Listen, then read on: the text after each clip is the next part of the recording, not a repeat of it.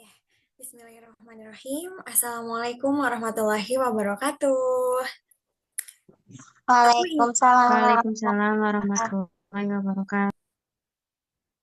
Oke, aku izin konfirmasi dulu apakah suaraku sudah terdengar? Udah, Kak. Oke, terima kasih banyak atas jawabannya. Kita mulai ya. Bismillahirrahmanirrahim. Rabbi israh li sadri wa yassir li amri wahlul 'uqdatam min lisani yafqahu qawli. Alhamdulillahirabbil alamin wa bihi nasta'in wa ala umuri dunya waddin. Wassalatu wassalamu ala asrafil anbiya'i wal mursalin wa ala alihi wa sahbihi ajma'in. Amma ba'du. Alhamdulillahirabbil alamin.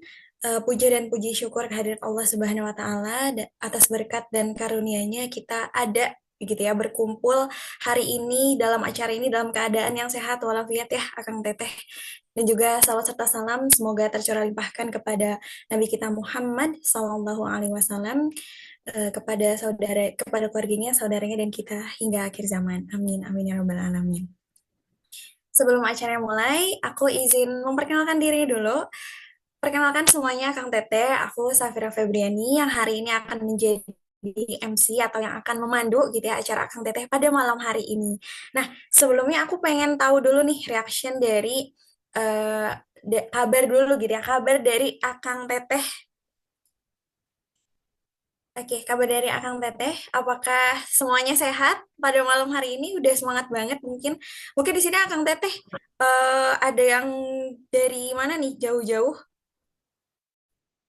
Ada yang Teh Vera dari Wonosobo, jauh-jauh juga ya Teh ya di sini dari Bandung ke Bandung. Terus mungkin dari Akang Tetehnya di sini boleh gitu ya, namanya di rename jadi nama dan domisili gitu. Ada, oh bahkan ada yang dari Padang, Masya Allah. Halo Teteh, namanya Vira juga lagi nih sama kayak aku ya Teh. Halo Teh Vira. Kita, oh bahkan ada yang dari Kediri juga gitu ya. Nah, mungkin boleh dari Akang Teteh yang semangat banget nih kirimin emoji terbaiknya hari ini yang mewakili gitu. Mewakili Akang Teteh hari ini pada malam hari ini seberapa excited. Boleh dikirim emojinya ke kolom komentar. Wow, wow, wow. Ini ada Kang Ail, emang boleh emojinya.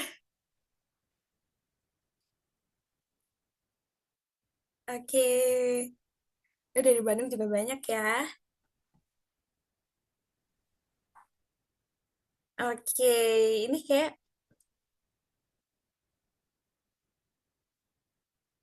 Oke, kayaknya semangat banget nih Akang Teteh. Mungkin boleh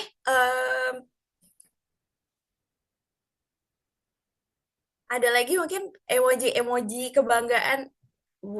Oke, buat Kak Vira, terima kasih banyak loh. Oke, nah sebelum kita masuk gitu ya ke acara intinya, aku juga mau berbagi dulu nih sama Kang Teteh. Nah, di sini acara webinar hari ini tuh udah yang keempat nih ya Kang Teteh. Nah, sebagai info buat Kang Teteh semua, webinar hari ini tuh diselenggarakan oleh tim Ruang Curhat gitu ya. Nah, mungkin dari sini ada Kang Teteh yang belum tahu mungkinnya apa sih Ruang Curhat itu gitu. Nah, Ruang Curhat itu adalah layanan konseling sebaya gitu ya. Dan ini tuh gratis, pol, gak dipungut biaya sama sekali gitu. Bagi aktivis aman maupun jamaah secara umum. Kayak gitu. Nah, jadi bagi Akang Teteh yang mau gitu ya, yang merasa perlu untuk curhat gitu ya, curhat atau merasa butuh konseling, silahkan mendaftar di link yang tertera di depan ini. Gitu ya. Nah, sebelum kita mulai juga, aku mau ngingetin nih tentang adab-adab sebelum menuntut ilmu gitu ya. Nah, mungkin di sini aku bantu untuk bacain secara keras, dan mungkin ada dari Akang Teteh di sini bisa bantu untuk baca dalam hati gitu ya. Dimana yang pertama yaitu meluruskan niat belajar hanya untuk meraih ridha Allah Subhanahu wa taala gitu ya. Semoga apa yang kita niatkan hari ini benar-benar hanya karena Allah, dan darinya kita bisa sama-sama mendapatkan pahala dan juga keberkahannya gitu ya. Dan yang kedua, menghayati semua ilmu itu bersumber dari Allah dan mohon ilmu yang bermanfaat gitu ya, bukan cuma ilmu yang bisa kita dapat secara cuma-cuma, tapi beneran ilmu yang semoga bisa kita terapkan dan juga bermanfaat bagi diri kita dan juga orang lain. Terus yang ketiga, menyalakan kamera bila memungkinkan dan partisipasi aktif gitu ya. Jadi di sini bagi akan teteh yang memungkinkan gitu ya untuk on cam, hayu hayu temenin aku dan juga akan teteh yang lain untuk kita sama-sama on cam gitu. Dan biar on cam juga biar kita tuh bisa sama-sama fokus gitu ya. Kalau misalnya nggak on cam kan kadang kita bisa apa ya lebih mudah untuk terdistraksi gitu ya. Nah semoga di sini dengan kita on cam sama-sama jadi salah satu ikhtiar kita untuk bisa fokus dan bisa dapat materinya secara maksimal gitu ya. Dan yang keempat adalah mengikat ilmu dengan mencatat gitu ya. Jadi karena ilmu yang kita bakal sharing, bakal bagi dan bakal pelajari sama-sama di sini tuh insya Allah insightful banget.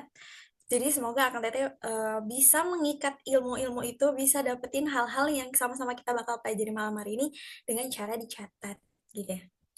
Oke, boleh boleh. Mungkin dari Akang Teteh di sini yang mau sambil nyemil gitu sambil minum boleh banget gitu ya. Atau mungkin para teteh-tetehnya ahwat yang mau mempersiapkan diri dulu pakai kerudung dulu gitu ya. Boleh banget untuk kita sama-sama on cam di sini. Dan karena kita tuh juga bakal ada sesi dokumentasinya tuh di awal nih Akang Teteh gitu ya. Jadi tolong mohon dipersiapkan agar kita bisa sama-sama on cam dan bisa dokumentasi bareng gitu. Oke, nah sebelum kita mulai gitu ya untuk em, agar acara kita bisa mendapat lebih banyak keberkahan, kita akan ada tilawah dulu yang akan dibacakan oleh Kang Zulham. Kepadanya saya persilahkan.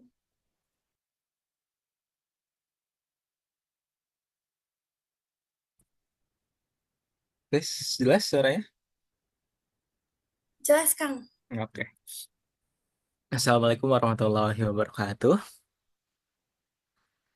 Ya, insya Allah malam ini akan dibacakan Waalaikumsalam. surat surat Ali Imran dari ayat 159 sampai ayat 160. Bisa disimak juga di layar masing-masing. A'udzu billahi minasy syaithanir rajim. Bismillahirrahmanirrahim. فبما رحمة من الله لنت لهم ولو كنت فظا غليظ القلب لانفضوا من حولك فاعف عنهم واستغفر لهم وشاورهم في الأمر فإذا عزمت فتوكل على الله إن الله يحب المتوكلين إن ينصركم الله فلا غالب لكم وإن يخذلكم فمن ذا الذي ينصركم من بعده وعلى الله فليتوكل المؤمنون Sadaqallahul azim. Aku berlindung kepada Allah dari godaan setan yang terkutuk dengan menyebut nama Allah yang Maha Pengasih lagi Maha Penyayang. Maka berkat rahmat Allah engkau Muhammad berlaku lemah lembut terhadap mereka. Sekiranya engkau bersikap keras dan berhati kasar, tentulah mereka menjauhkan diri dari sekitarmu. Karena itu, maafkanlah mereka dan mohonkanlah ampunan untuk mereka. Dan bermusyawarahlah dengan mereka dalam urusan itu. Kemudian, apabila engkau telah membulatkan tekad, maka bertawakallah kepada Allah. Sungguh Allah mencintai orang yang bertawakal. Jika Allah menolong kamu, maka tidak ada yang dapat mengalahkanmu. Tetapi jika Allah membiarkan kamu tidak memberi pertolongan, maka siapa yang dapat menolongmu setelah itu? Karena itu hendaklah kepada Allah saja orang-orang mukmin bertawakal. Maha benar Allah dengan segala firman-Nya. Assalamualaikum warahmatullahi wabarakatuh. Waalaikumsalam warahmatullahi wabarakatuh. Alhamdulillahirrabbilalamin. Semoga dengan dibacakannya ayat Al-Quran bisa menambah keberkahan kita pada malam hari ini, gitu ya, Kang Teteh. Oke. Nah, selanjutnya aku juga mau ngucapin terima kasih banyak nih sebelumnya gitu ya buat Akang Teteh semuanya yang udah hadir gitu ya di webinar hari ini gitu ya. Apalagi ini weekend gitu ya, terus hujan gitu mungkin enaknya tidur atau Netflix mungkin ya gitu. Tapi di sini Akang Teteh mau loh untuk sama-sama belajar di sini, untuk sama-sama mencari ilmu dan semoga apa yang Akang Teteh lakuin di hari ini bisa kasih manfaat buat Akang Teteh. Nah, selanjutnya, di sini aku mau coba kenalan nih sama pemateri kita pada malam hari ini. Nah, jadi sebelum kita hari ini belajar gitu ya sama beliau gitu, baiknya kita tahu dulu nih sebenarnya beliau ini siapa sih gitu ya. Backgroundnya tuh kayak gimana gitu. Nah, inilah Teh Putri Amelia yang mungkin biasanya disebut Teh Puput ya gitu. Mungkin di sini ada Kang Teteh yang udah biasa gitu ya nonton beliau di TikTok atau di Reels ya, user TikTok gitu. Beliau nih adalah konten kreator gitu ya yang memang aktif di area isu kesehatan mental gitu ya. Dan di sini aku akan membacakan kurikulum vitae dari Teh Puput ini. Beliau adalah bukan, menjalani pendidikan nonformal dan ada sertifikasi nih di public speaking Master gitu ya. Terus juga beliau itu ada sertifikat di sekolah kehidupan gitu dan masuk dalam program mahasiswa hafal Al-Quran di Yayasan Rumah Tajwid Indonesia. Nah, selain Teh Puput ini tuh eh, mengikuti pendidikan non formal dan sertifikasi gitu ya, mendapat sertifikasi, beliau juga aktif nih di kelas literasi kesehatan mental pada tahun 2024 sebagai Kepala Departemen Edukasi Kesehatan Mental bagi ibu-ibu di komunitas gitu ya. Terus juga aktif di kesehatan aku atau Senyum Sehat Anakku Community di tahun 2023 dan beliau ini Masya Allah Tabarakallah sebagai co-founder dan ketua komunitas dari kesehatan mental Sakifa di tahun 2020 sampai 2022 kayak gitu Masya Allah Tabarakallah banget. Em, apa namanya eh, pemateri kita pada malam hari ini tuh memang selain beliau ini tuh seorang konten kreator gitu ya, tapi kita juga bisa lihat kualifikasi atau kapasitas dari Teh Puput ini yang memang aktif bergerak dan juga belajar terus belajar di area-area kesehatan mental gitu ya teman-teman. Nah, mungkin di sini udah ada Teh Puputnya belum ya? Oh, oke, kayak kita mau sapa-sapa dulu nih sama Akang Teteh semua di sini gitu ya. Nah, pemateri kita mungkin boleh dari Akang Teteh Operator bisa dilihat dari posternya dulu, poster acaranya. Nih, aku mau coba deh kenalan dulu sama Akang Teteh di sini peserta webinar pada malam hari ini gitu. Kira-kira kita tuh bakal ngebahas apa sih gitu ya? Atau kayak apa sih harapannya atau ekspektasinya Akang Teteh di sini untuk ikut ini? Oh, Teh Puputnya udah ada. Oke. Teh Puputnya udah ada. Halo, Assalamualaikum Teh Puput.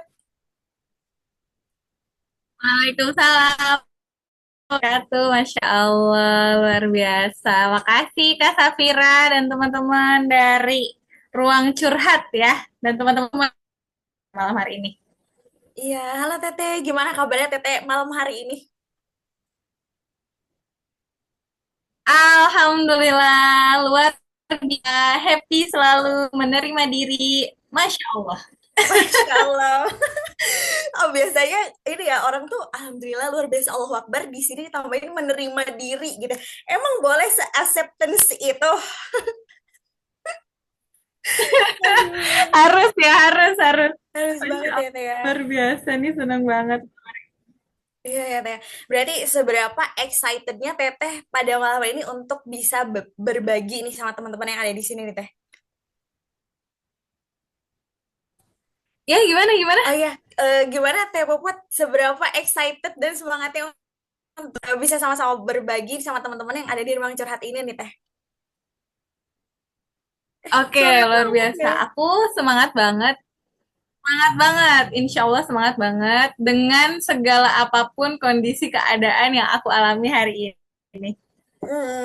Oke. Nih, karena Teh Puputnya udah semangat banget dan udah spill-spill dikit tentang tadi penerimaan diri gitu ya. Dan mungkin dari Akang Teteh di sini juga sudah sangat-sangat amat-amat tidak sabar gitu ya untuk sama-sama belajar di sini sama Teh Puput.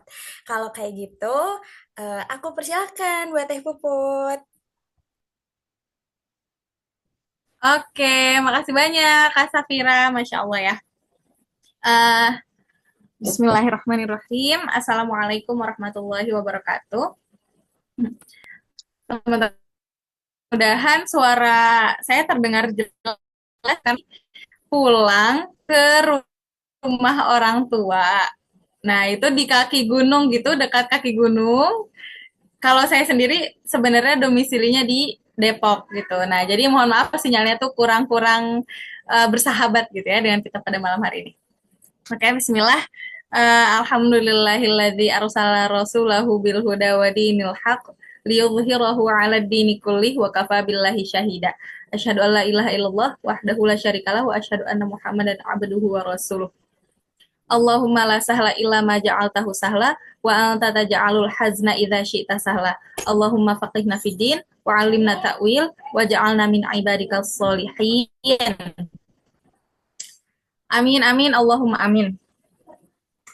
Itu tadi teman-teman doa belajar ya. Mudah-mudahan apa yang akan kita bahas pada malam hari ini itu bisa Allah ridhoi dan bisa membawa keberkahan untuk kita semua, untuk aku dan untuk teman-teman semua di sini ya. Mudah-mudahan insya Allah. Dan sebelum kita lanjut, teman-teman, tadi udah asik banget ya sambutan dari Kak Safira, dan makasih banyak untuk teman-teman Ruang Curhat yang udah ngundang aku bergabung pada malam hari ini membersamai teman-teman untuk kita sharing-sharing ngobrol-ngobrol ringan aja. Anggap aja ini ringan ya pembahasannya, jadi jangan terlalu dibawa pusing lah ya. Gitu. Mudah-mudahan kita bisa menikmati apa yang kita bahas pada malam hari ini. Nah, sebelum itu teman-teman, mari kita sejenak merenungkan dan mengirimkan doa terbaik untuk lagi-lagi saya nggak pernah bosan ya untuk mengajak lagi-lagi untuk saudara kita di Palestina sana uh, dengan kondisi kita yang sangat nyaman, dengan kondisi kita yang sangat aman di sini, sedangkan saudara kita di sana sedang jangankan nyaman, amannya saja tidak dapat. Mudah-mudahan senantiasa merahmati saudara-saudara kita di sana dan mudah-mudahan kemerdekaan Palestina itu uh, semakin dekat ya, mudah-mudahan insya Allah dan semoga Allah mengampuni kita atas keterbatasan yang kita punya untuk berkontribusi di sana. Ya, mungkin kita cuma bisa berdoa nasi, tapi mudah-mudahan Allah menilai itu sebagai sebuah langkah kita untuk berkontribusi dan mudah-mudahan Allah tidak mudah-mudahan Allah mengampuni kita atas keterbatasan itu. Oke, bismillah. Kita kirimkan Al-Fatihah terbaik untuk saudara kita di Palestina. A'udzubillahi minasyaitonirrajim. Bismillahirrahmanirrahim. Alhamdulillahirabbil alamin. Arrahmanirrahim. Maliki yaumiddin. Iyyaka na'budu wa iyyaka nasta'in. Ihdinas siratal mustaqim. Siratal ladzina an'amta 'alaihim ghairil maghdubi 'alaihim waladdallin. Amin. Oke, terima kasih teman-teman yang sudah meluangkan waktunya dan berkenan ya. Mudah-mudahan Allah terima kiriman Al-Fatihah kita. Amin, insya Allah. Oke, sekarang kita kembali ke saat ini di ruang Zoom ini masing-masing teman-teman di sana. Kepada 54 orang yang sudah bergabung. Yeay! Berasa kayak ini ya. Kuis gitu terlalu heboh ya teman-teman. Saya sangat senang bisa membersamai teman-teman pada malam hari ini membahas tentang penerimaan. Sebenarnya saya agak agak takjub ya dengan temanya. From overthinking to inner peace katanya ya. Terus di bawahnya self acceptance sebagai perjalanan menuju hakikat diri. Nah, itu kayaknya buat saya ketinggian ya. Mari kita sederhanakan aja. Malam hari ini kita akan membahas tentang penerimaan. Penerimaannya ini bukan hanya diri saja, tapi menerima takdir Allah juga. Mudah-mudahan ya. Dan kenapa teman-teman, saya tuh selalu nerima undangan karena ketika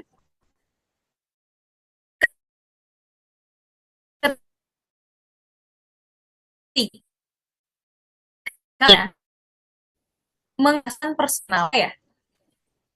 Jadi saya senang ketika diajak untuk membahas self acceptance terhadap takdir dari Allah ya. Karena itu sesuatu yang sudah saya jalani gitu. Jadi saya tuh nggak cenderung tidak suka atau tidak mau, tidak bersedia karena saya praktikan gitu, gitu ya. Oke, kita lanjut dulu ke slide berikutnya, boleh? Mudah-mudahan teman-teman di sini pada sehat ya di sana. Oke, nah teman-teman, sebelum kita lanjut, saya mau buat kesepakatan nih. Ada dua kesepakatan di sini. Jadi, di ruang Zoom ini, di kelas online ini, semua dari kita bebas berpendapat dan saling belajar satu sama lain. Artinya, jangan hanya karena saya yang lagi ngomong di depan teman-teman, terus teman-teman menganggap saya adalah yang paling tahu tentang si acceptance ini. Enggak ya. Jadi kalau di antara teman-teman semua di sini, ada yang ternyata, oh, Kak Puput, Mbak Puput, Teh Puput, saya tahu nih tentang hal itu. Yang Mbak Puput sampai ini tuh kurang tepat. Yang tepatnya kayak gini. Nah, boleh ya, silakan. Jadi kita di sini bebas berpendapat dan saling belajar satu sama lain. Gitu ya. Dan yang kedua, teman-teman, ruang Zoom ini, kelas ini, karena kita ngomongin tentang psikologi, tentang kesehatan mental, tentang manusia, jadi kelas ini adalah ruang yang aman untuk saling berbagi cerita dan saling mendengarkan. Jadi kalau nanti di tengah-tengah pembahasan kita, teman-teman ternyata pengen cerita pengalamannya, gimana perjalanannya melalui lika-liku sebelum akhirnya menerima diri sendiri atau menerima takdir Allah. Boleh ya, silakan.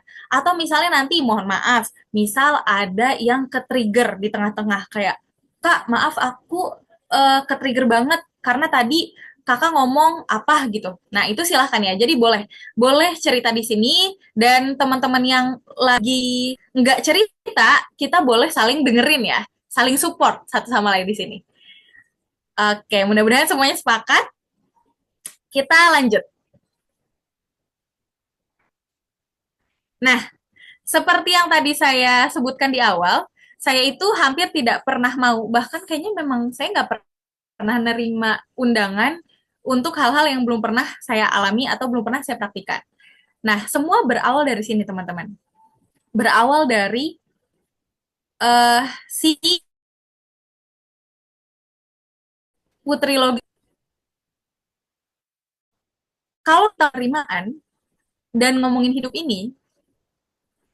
itu kan misteri banget ya. Banyak misteri dan banyak hal-hal yang mungkin sampai saat ini belum ketemu jawabannya. Kayak, ya Allah, kenapa ya aku ngalamin itu?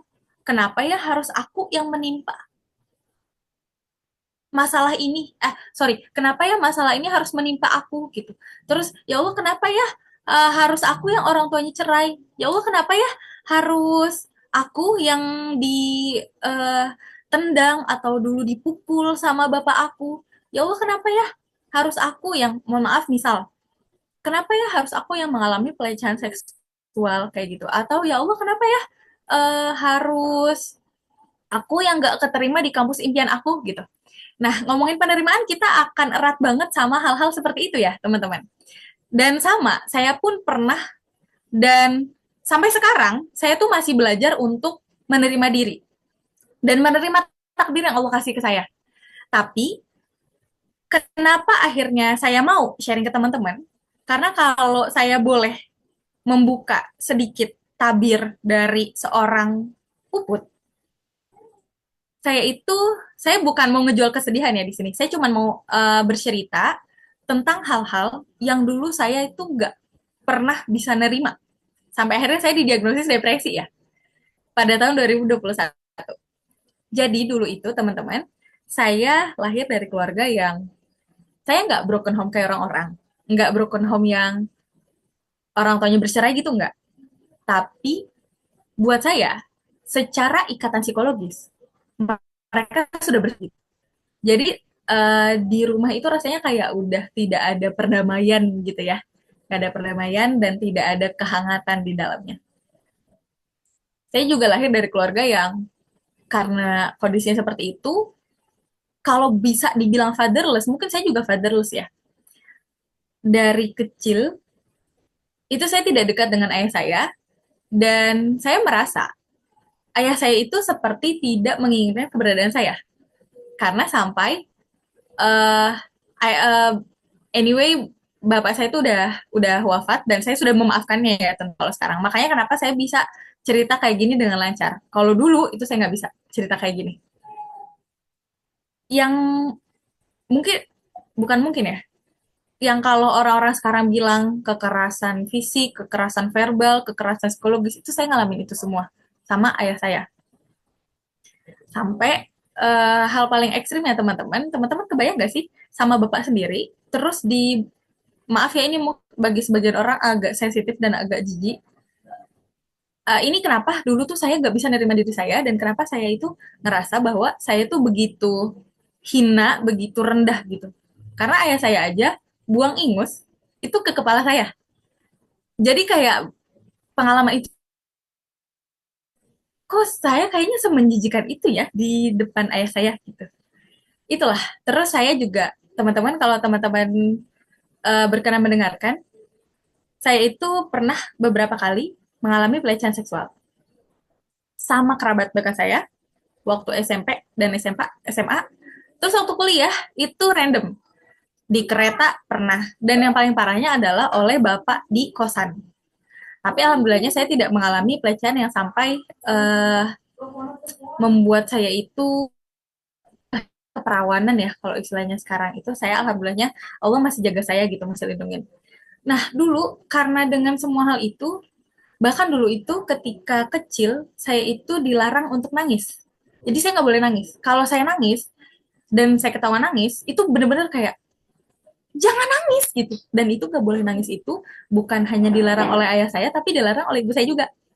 Jadi kalau saya pengen nangis itu saya selalu ngumpet di dalam lemari atau ngumpet di belakang pintu kamar gitu.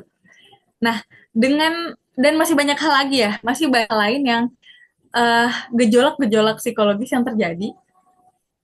Dan ini fun fact yang nggak fun juga, teman-teman itu dilahirkan dari keluarga yang poligami juga. Jadi ayah saya itu poligami beberapa kali. Ibu saya itu dipoligami 4 kali. Jadi kayak ayah saya itu nikah lagi, terus uh, diceraikan istri kedua, udah punya anak, diceraikan istri keduanya, balik lagi ke ibu saya karena dia tidak pernah mau menceraikan ibu saya. Terus udah gitu di tengah-tengah nanti nikah lagi dengan orang lain, terus punya anak lagi, terus diceraikan lagi karena ketahuan sama ibu saya, terus nikah lagi, kayak gitulah. Seperti itu. Nah, sampai akhirnya buat saya tuh kayak pernikahan itu nggak ada artinya gitu. Pernikahan nggak ada artinya, terus saya ngerasa nggak berharga, saya tuh ngerasa pengen bunuh diri, pengen mengakhiri hidup, dan saya merasa nggak berharga itu dari saya SD. Saya ingat banget, dulu SD saya tuh tingkat, dan saya tuh selalu pengen terjun dari atas. Saya selalu pengen, ya Allah aku tuh pengen mati gitu. Terus kalau misalnya dulu kan saya sekolah tuh SD naik angkot, setiap pulang sekolah, hampir setiap pulang sekolah, saya tuh rasanya pengen, saya tuh ketabrak aja gitu. Saya tuh pengen meninggal. Sampai titik ketika udah mau SMP, karena kayak unggah banget dengan semua kondisi di rumah, saya tuh berdoanya gini, ya Allah tolong matiin puput. Kalau puput bukan puput yang mati, tolong bapak aja yang meninggal gitu. Saya tuh sering berdoa kayak gitu. Tapi ketika bapak saya meninggal, saya sedih banget sih sebenarnya. Itu sakit hati banget, kayak Saya nyesel ya pernah doa kayak gitu. Itu ternyata ketika bapak saya meninggal rasanya sesakit itu. Itu. Jadi itu sedikit cerita tentang background itu teman-teman. Sampai akhirnya ketika 2021 saya didiagnosis depresi oleh psikiater dan saya menjalani pengobatan juga, menjalani terapi yang lain juga. eh dan keberfungsian diri saya pada saat itu skornya tuh rendah banget. Karena depresinya tuh udah bukan lagi depresi yang cuman merasa sedih aja, tapi saya itu depresinya bener sampai badan saya itu sakit semua, gak bisa bergerak, rasanya sakit semua, beraktivitas itu nggak ada energi, bener-bener kehabisan energi, bener-bener kehabisan energi. Makanya psikiater saya tuh selalu bilang, kamu tuh kenapa sih nahan-nahan untuk ke psikiater kayak gitulah.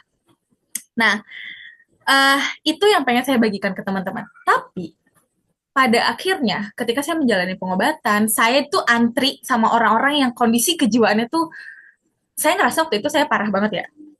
Tapi ketika saya antri di psikiater bersama pasien BPJS gitu kan, itu tuh rasanya kayak dan saya nggak pernah dianterin ke psikiater sama keluarga karena keluarga saya tuh nggak ada yang paham. Bahkan awal-awal depresi itu saya selalu bukan selalu, ibu saya kan bingung ya, saya tuh kenapa gitu. Karena saya buat ngomong aja tuh nggak ada energi. Sampai satu hari karena saya juga gak bisa makan, jadi tuh bener-bener gimana ya, tidur gak bisa, susah gitu buat tidur. Kalaupun tidur tuh pasti gak nyenyak, mimpi terus ataupun selalu kebangun gitu di tengah-tengah dan gak bisa tidur lagi. Terus makan juga sulit. Makan tuh bukan hanya gak nafsu, tapi ketika dimasukin makanan ke dalam mulut, itu rasanya nggak bisa ketelan, emang nggak bisa ketelan, bukan rasanya doang, emang bener-bener nggak bisa ditelan gitu. Jadi setidak berfungsi itu seorang Putri Rizky Amelia pada saat itu. Sampai akhirnya ibu saya tuh kan kesel ya, kayak kok nggak makan-makan ini anak gitu. Terus kesel dimasakin apa-apa pun nggak pernah dimakan. Akhirnya ibu saya bilang, kalau di sini ada orang Sunda ya, ibu saya tuh ngomong gini, sia, lamun hayang paeh, paeh, ulang nggak sih ke kalau bahasa Indonesianya tuh, lo kalau mau mati, mati, jangan nyusahin orang tua. Padahal pada saat itu saya memang lagi pengen mati gitu ya, saya memang pengen um, meninggal gitu. Nah, itulah serangkaian peristiwa sampai akhirnya saya mengalami depresi dan proses depresinya itu yang naik turun, jatuh bangun gitu lah ya. Tapi ketika akhirnya saya mulai menjalani terapi, terus uh, mulai ada kondisi lebih baik gitu ya, menunjukkan perbaikan, dan dengan alhamdulillah dengan serangkaian terapi itu dan atas izin Allah, saya tuh mulai lebih tenang, mulai lebih apa ya, bisa berpikir. Tadinya buat berpikir juga sulit, konsentrasi itu sulit. Terus saya tuh banyak hal yang saya tuh nggak inget gitu lah. Nah, pada akhirnya, kenapa akhirnya akun ini lahir, seorang si Putri Logi, kenapa Putri Logi itu lahir, teman-teman? Itu dalam proses depresi itu. Jadi ketika saya mulai pulih, mulai badan tuh udah mulai enakan, udah bisa makan, terus udah mulai tidur, udah mulai bisa bergerak lagi, beraktivitas. Saya tuh mikir, tapi saya seolah tidak punya bayangan akan melangkah ke depan seperti apa menjalani hidup ini, gitu. Sampai akhirnya saya tuh maksain diri ikut sebuah kelas pengembangan diri. Yang di akhir kelasnya ternyata ada tugas untuk bikin konten. Ini menariknya teman-teman. Jadi saya tuh tidak pernah menyengaja untuk jadi konten kreator sebenarnya. Terus akhirnya di konten itu sebenarnya saya ngebahas tentang buku. Nah, setelah ngebahas buku, akhirnya ada pertanyaan-pertanyaan, entah gimana, itu skenario Allah banget ya. Ada yang nanya depresi itu. Akhirnya saya ngebahas tentang pengalaman saya depresi dan ternyata booming, dan dari situlah saya mulai fokus untuk ngebahas tentang psikologi dan kesehatan mental gitu teman-teman. Nah, uh, akhirnya kalau teman-teman tahu, mungkin ada yang tahu ya, ada Teh Novi Oktaviane dari Heal Yourself. Satu hari beliau itu mengajak saya di akhir 2022, kalau nggak salah bulan Desember itu, mengajak untuk saya sharing tentang pengalaman saya bermain sama depresi gitu, menerima kondisi bahwa saya memang mengalami depresi gitu, dan saya memang lahir dari keluarga yang seperti itu, dan pengalaman hidup saya begitu gitu waktu itu. Terus pertanyaan menarik adalah Tenovi tanya begini, Put, sekarang untuk Puput yang saat ini, depresi itu apa maknanya? Pada saat itu secara spontan saya bilang, Teh, buat Puput depresi itu privilege. Kalau nggak ngalamin depresi, mungkin Puput nggak akan ngerasa sakit itu seperti apa. Dan mungkin Puput kurang bisa memahami orang-orang ketika merasakan rasa sakit. Dan mungkin Puput nggak akan bisa menghargai bahwa ternyata hidup itu begitu berharga loh. Dan mungkin Puput juga nggak kebayang, karena Puput punya cita-cita pengen jadi psikolog klinis. Mungkin Puput pun nggak bisa kebayang kalau orang ngalamin gangguan jiwa tuh kayak gimana sih rasa terganggu hidupnya gitu. Itu ketika saya telusuri lagi teman-teman, ternyata kata privilege lahir ketika saya udah bisa nerima bahwa oke, Put, ya emang lu ngalamin depresi, ya emang lu harus menjalani terapi, ya emang Allah nakdirin ini ke lu, terus lu tuh bulak-balik mikir, kenapa yang depresi, apa ya harus gue waktu itu dilecehin sama orang, kenapa harus nyebab ini gitu. Itu dengan serangkaian proses itu teman-teman, ternyata akhirnya saya tuh nemu hikmah gitu, nemu hikmah ternyata dalam setiap ujian-ujian hidup yang kita temui, hal-hal yang nggak pernah kita pengenin, hari ini, besok, lusa, mungkin belum ketemu jawabannya, tapi ketika kita lanjut terus gitu, ya udah lanjutin aja hidupnya gitu. Pelan-pelan tuh kita kayak nemuin jawabannya, nemuin hikmah dari Allah bahwa Put, seolah-olah ya, saya tuh seolah-olah kayak sama Allah tuh lagi ditunjukin, Put, ini loh kenapa dulu kamu ngalamin itu, ini loh gitu. Meskipun mungkin jawabannya tuh baru ada setahun kemudian, 2 tahun kemudian, bahkan kalau saya nge-flashback lagi peristiwa saya sama bapak saya, itu sekitar belasan tahun gitu baru kebuka jawabannya. Oh ya Allah, ternyata kayak gini ya gitu. Itu teman-teman. Itu prolog buat bahasan kita pada malam hari ini. Gitu. Makasih teman-teman yang udah berkomentar. Nah, sekarang slide berikutnya, Kakak. Nah, ini nih, pertanyaan menarik buat teman-teman semua. Meskipun pertanyaan ini terasa tidak menyenangkan, terasa seperti membuka luka yang selama ini teman-teman itu pengen simpan diam-diam dan merasa gue kuat kok, gue nggak kenapa-napa kok, gue baik-baik aja meskipun gue ngalamin itu gitu. Nah, boleh nggak teman-teman di-share di sini? Ada nggak sesuatu yang sampai sekarang sulit banget buat teman-teman terima? Setidaknya satu hal aja. Kalau ada yang berkenan, boleh silahkan share di kolom chat ya. Ada banget Kak, boleh silahkan teman-teman. Kalau ada yang mau cerita, Kak, saya apa boleh. Kalau ada yang mau cerita di kolom chat boleh, yang mau di boleh nih, Kak Fitri Lestari, boleh. Kakak minta tolong di on mikrofonnya, tolong di unmute, boleh sharing di sini Kak Fitri.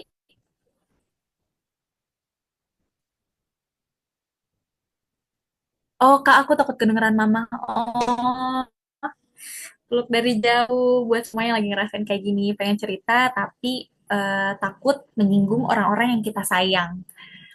Diketik aja, oke, boleh silakan diketik aja ya. Yang mau cerita boleh silakan diketik aja, boleh silakan. Nanti ada satu dua atau akan kita bacain di sini ya, atau boleh saling baca, boleh nanti saling respon. Meskipun nanti slide-nya akan kita lanjut, boleh teman-teman di sini saling respon temennya yang mau cerita di kolom chat. Belum bisa nerima bapak yang temperamental, ya.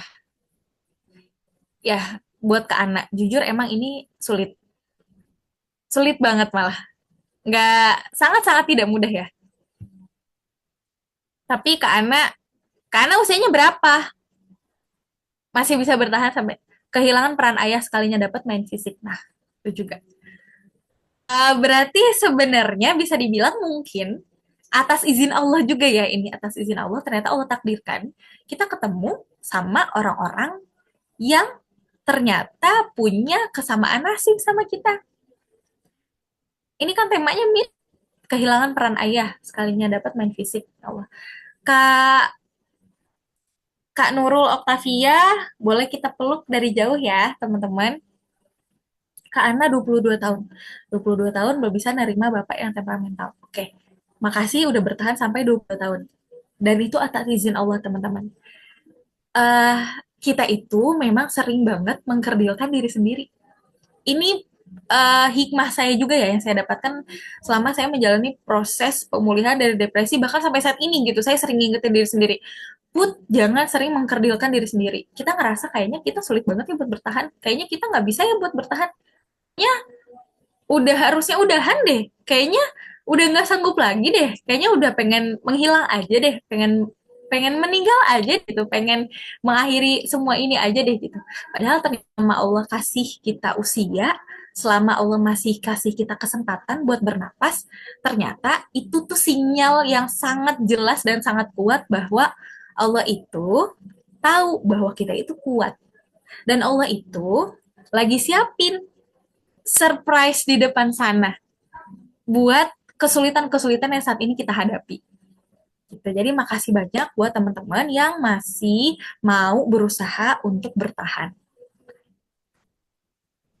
Belum bisa nih, saya izin juga ya baca beberapa lagi. Kata Kak Resti nih, belum bisa menerima perlakuan kasar teman-teman 2 bulan lalu ke aku. Dulu ada sedikit problem dan aku sampaikan perasaanku pelan-pelan. Sayangnya, beliau balas dengan kalimat, gak semua respon orang sesuai ekspektasi lo. Oke. Makasih Kak Resti udah mau cerita di sini ya. Mungkin ada yang punya kesamaan kisah juga yang serupa. Terus ada lagi dari Kak Nur Halimah. Kenapa ibuku rela menikah dengan ayahku, sedangkan ibu selalu menceritakan kesedihan di hadapanku. Dari kecil hingga sekarang, rekaman ibuku menangis selalu muncul di permukaan, selalu di alam bawah sadarku. Kak Nur Halimah, makasih ya udah mau cerita di sini. Memang seringkali alasan orang tua kita bertahan di rumah tangga, kita nggak tahu dan mungkin nggak relate sama alasannya. Tapi itu pun yang saya pikirkan juga dulu, kayak kenapa ya mama masih mau nerima bapak? Padahal kan bapak kayak gitu. Bahkan mama tuh cerita, selama mama tuh hamil aku, mama tuh kayak psikologisnya tuh bener-bener terguncang gitu dengan bapak yang subhanallah itu gitu pada saat itu. Itu tapi memang alasan orang tua tuh kita seringkali nggak nggak bisa, seringkali nggak paham aja gitu. Kak Salwa, Azahra, korban bully dari SD, SMP, SMA. Ya Allah, Kak Salwa. Kalau misalnya udah mulai nggak kuat atau pengen meluapkan atau membereskan hal-hal yang mungkin menurut teman-teman, kayaknya aku nggak beres gara-gara hal ini deh. Boleh ya teman-teman minta bantuan ke orang-orang yang teman-teman percaya. Kalau misalnya orang-orang yang teman-teman percaya ternyata belum sanggup bantu, boleh teman-teman cari bantuan profesional. Gitu.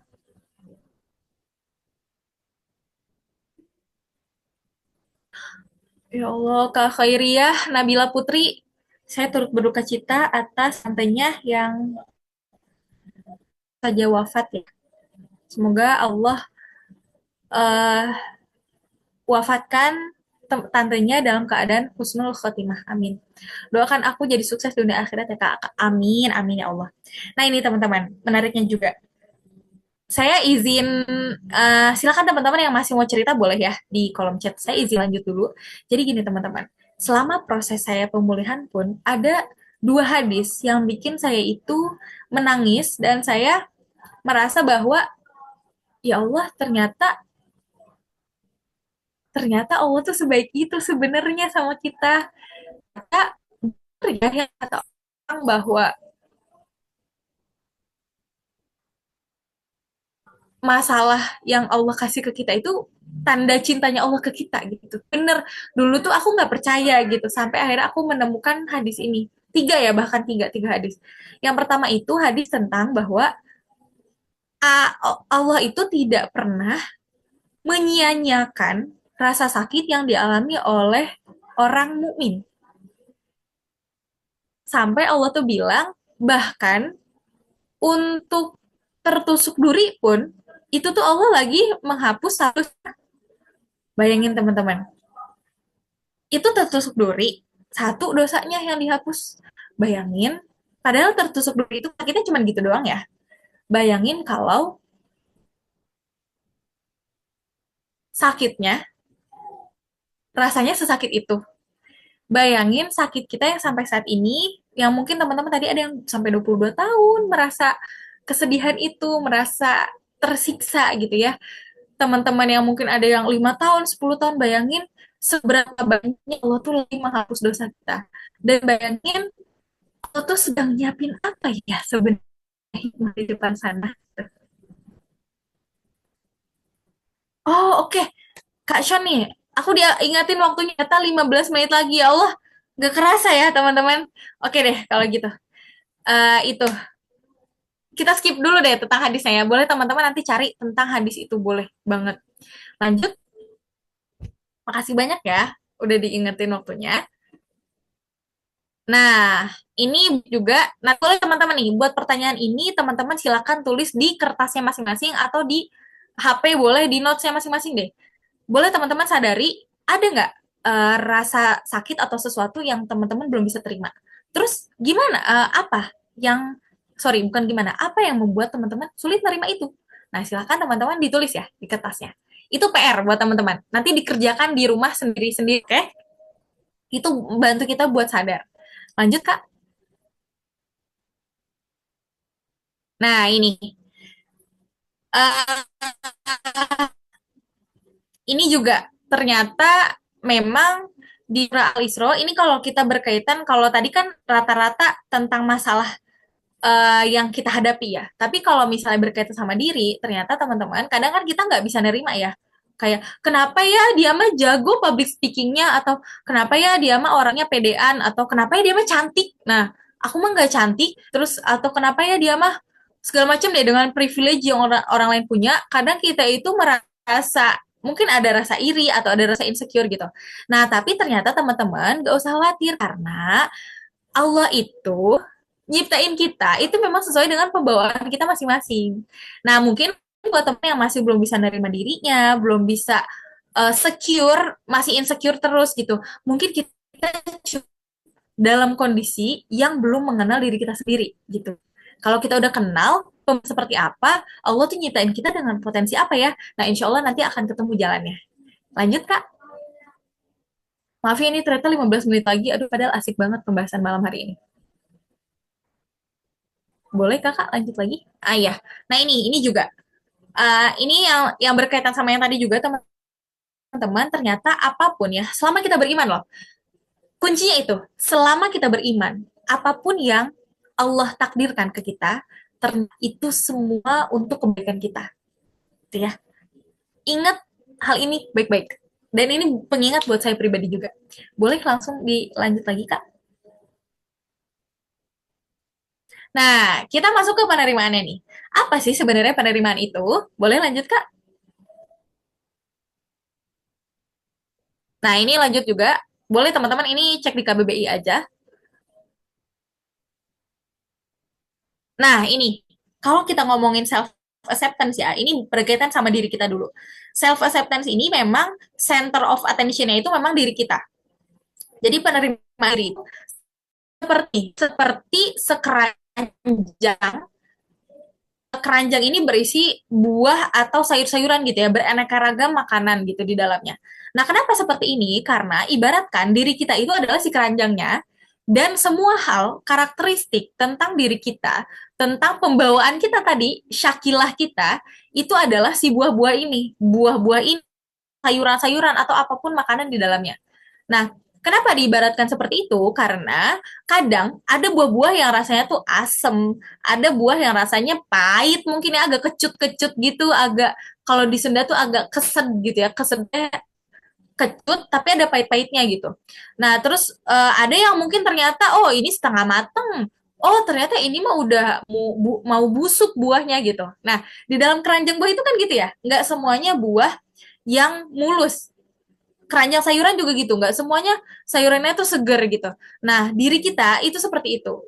Kalau kita udah bisa menerima diri, kita tuh sadar bahwa, oh iya ya, aku tuh Puput, aku itu adalah orang yang punya kelebihan ini, dan aku punya kelebihan yang, punya kekurangan yang itu, gitu. Aku punya kelebihan, aku ternyata orangnya itu memang dari kecil punya bakat untuk cerewet, gitu ya. Oke, nah kayak gitu ya. Makasih Kak Sean udah dikabarin juga. Nah, kayak gitu. Jadi penerimaan diri itu intinya itu. Mau ada kelebihannya, mau kekurangannya, mau kesalahan yang kita bikin, mau kekeliruan yang pernah kita lakukan juga, terus mau hal-hal yang tidak kita inginkan ada di diri kita, sebenarnya gitu ya. Tapi kita berusaha untuk tetap menerimanya dan menyadarinya gitu ya, menyadarinya dan menerimanya dengan penerimaan diri. Jadi aku menerima diriku apapun keadaannya. Itulah yang dimaksud dengan self acceptance. Lanjut. Ini kalau sekarang waktunya berapa menit lagi ya? Boleh minta tolong diingetin nggak? Dikit lagi ya. Nah ini teman-teman. Jadi kalau dalam Islam, ambil waktu Q&A. Boleh, boleh 10 menit aku ambil ya. Kalau kayak gitu. Kak Sean, makasih banyak. Diingetin juga. Nah ini lanjut lagi ke kona'ah. Ternyata teman-teman, kalau di psikologi ada istilah self-acceptance yang center of attention-nya itu adalah diri kita. Nah, di dalam Islam, ternyata kita punya konsep yang lebih komprehensif. Namanya kona'ah. Jadi kona'ah itu adalah sikap merasa cukup dengan apa yang dimiliki dan bersyukur atas pemberian Allah. Yang dimaksud di sini adalah yang kita miliki ini bukan hanya, kan biasanya orang ngomongin kona'ah itu tentang harta ya. Tapi ini bukan tentang harta aja, tapi tentang semua hal yang kita miliki. Tentang semua hal yang Allah titipkan ke kita. Tentang bahwa, oh ternyata diriku ini memang nggak mancung, misalnya gitu ya. Oh ternyata diriku ini memang pipinya tuh cabi, harusnya kan aku pengennya tirus gitu. Tapi kita menerima itu, oh iya sih nggak apa-apa, ada emang manusia itu memang beragam. Memang manusia itu diciptakan Allah memang ya berupa-rupa, nggak sama mukanya gitu, kayak muka oplasan gitu ya. Nah itu kayak gitu. Nah, kita merasa cukup. Ya ya udah nggak apa-apa emang diri aku kayak gini gitu. Merasa cukup dengan apa yang dimiliki secara fisik kita, terus secara psikologis gitu. Misalnya, iya aku memang orangnya itu dari kecil bawaannya memang harus ekstra gitu kalau belajar dibandingin teman-teman. Mungkin teman-teman aku itu bisa paham penjelasan dosen atau penjelasan guru di kelas aja, tapi aku tuh kalau harus paham itu harus belajar sendiri di rumah. Nah, itu juga salah satu bentuk qanaah juga, kita merasa cukup gitu bahwa oh ya udah nggak apa-apa, aku memang begitu orangnya gitu. Tapi tetap dioptimalkan gitu ya, tetap dimaksimalkan upayanya. Oh iya, oke. Dan kita bersyukur atas pemberian Allah. Pemberian Allah ini dalam semua hal ya, bukan hanya rezeki aja, tadi balik lagi, tapi juga dalam hal-hal yang misalnya kejadian-kejadian yang rasanya itu tidak menyenangkan untuk kita. Kayak gitu. Gitu, teman-teman. Kayak perasaan marah, perasaan sedih, perasaan eh takut, perasaan jijik gitu ya. Nah, kayak gitu. Itu juga nggak kita tolak gitu. Kita marah, enggak kok nggak marah gitu ya. Padahal ya nggak apa-apa, akuin aja. Aku tuh lagi marah karena aku merasa ada yang tidak adil di sini gitu ya. Kayak gitu lah. Jadi dalam ini kalau kita ngomongin emosi juga panjang lagi, tapi dalam setiap emosi yang hadir juga teman-teman yang Allah takdirkan kita rasakan, itu juga adalah bentuk kasih sayangnya Allah, bentuk karunia-nya Allah ke kita sebagai manusia, sehingga patut kita syukuri. Karena tanpa perasaan-perasaan marah, takut, jijik, sedih gitu, rasa senang tuh nggak akan ada artinya gitu. Dan setiap punya kodenya masing-masing, maksudnya punya clue-nya. Sebenarnya kita harus ngelakuin apa sih gitu. Nah itu rahasianya sebenarnya keren banget. Tapi kita lanjut aja ya, karena kita lagi ngomongin penerimaan diri. Kalau sekarang penerimaan takdir juga. Lanjut dulu kak. Kok rasanya kayak bentar banget ya? Nggak apa-apa sih tapi. Nah, bagaimana teman-teman cara melakukan penerimaan? Ini kita lanjut aja.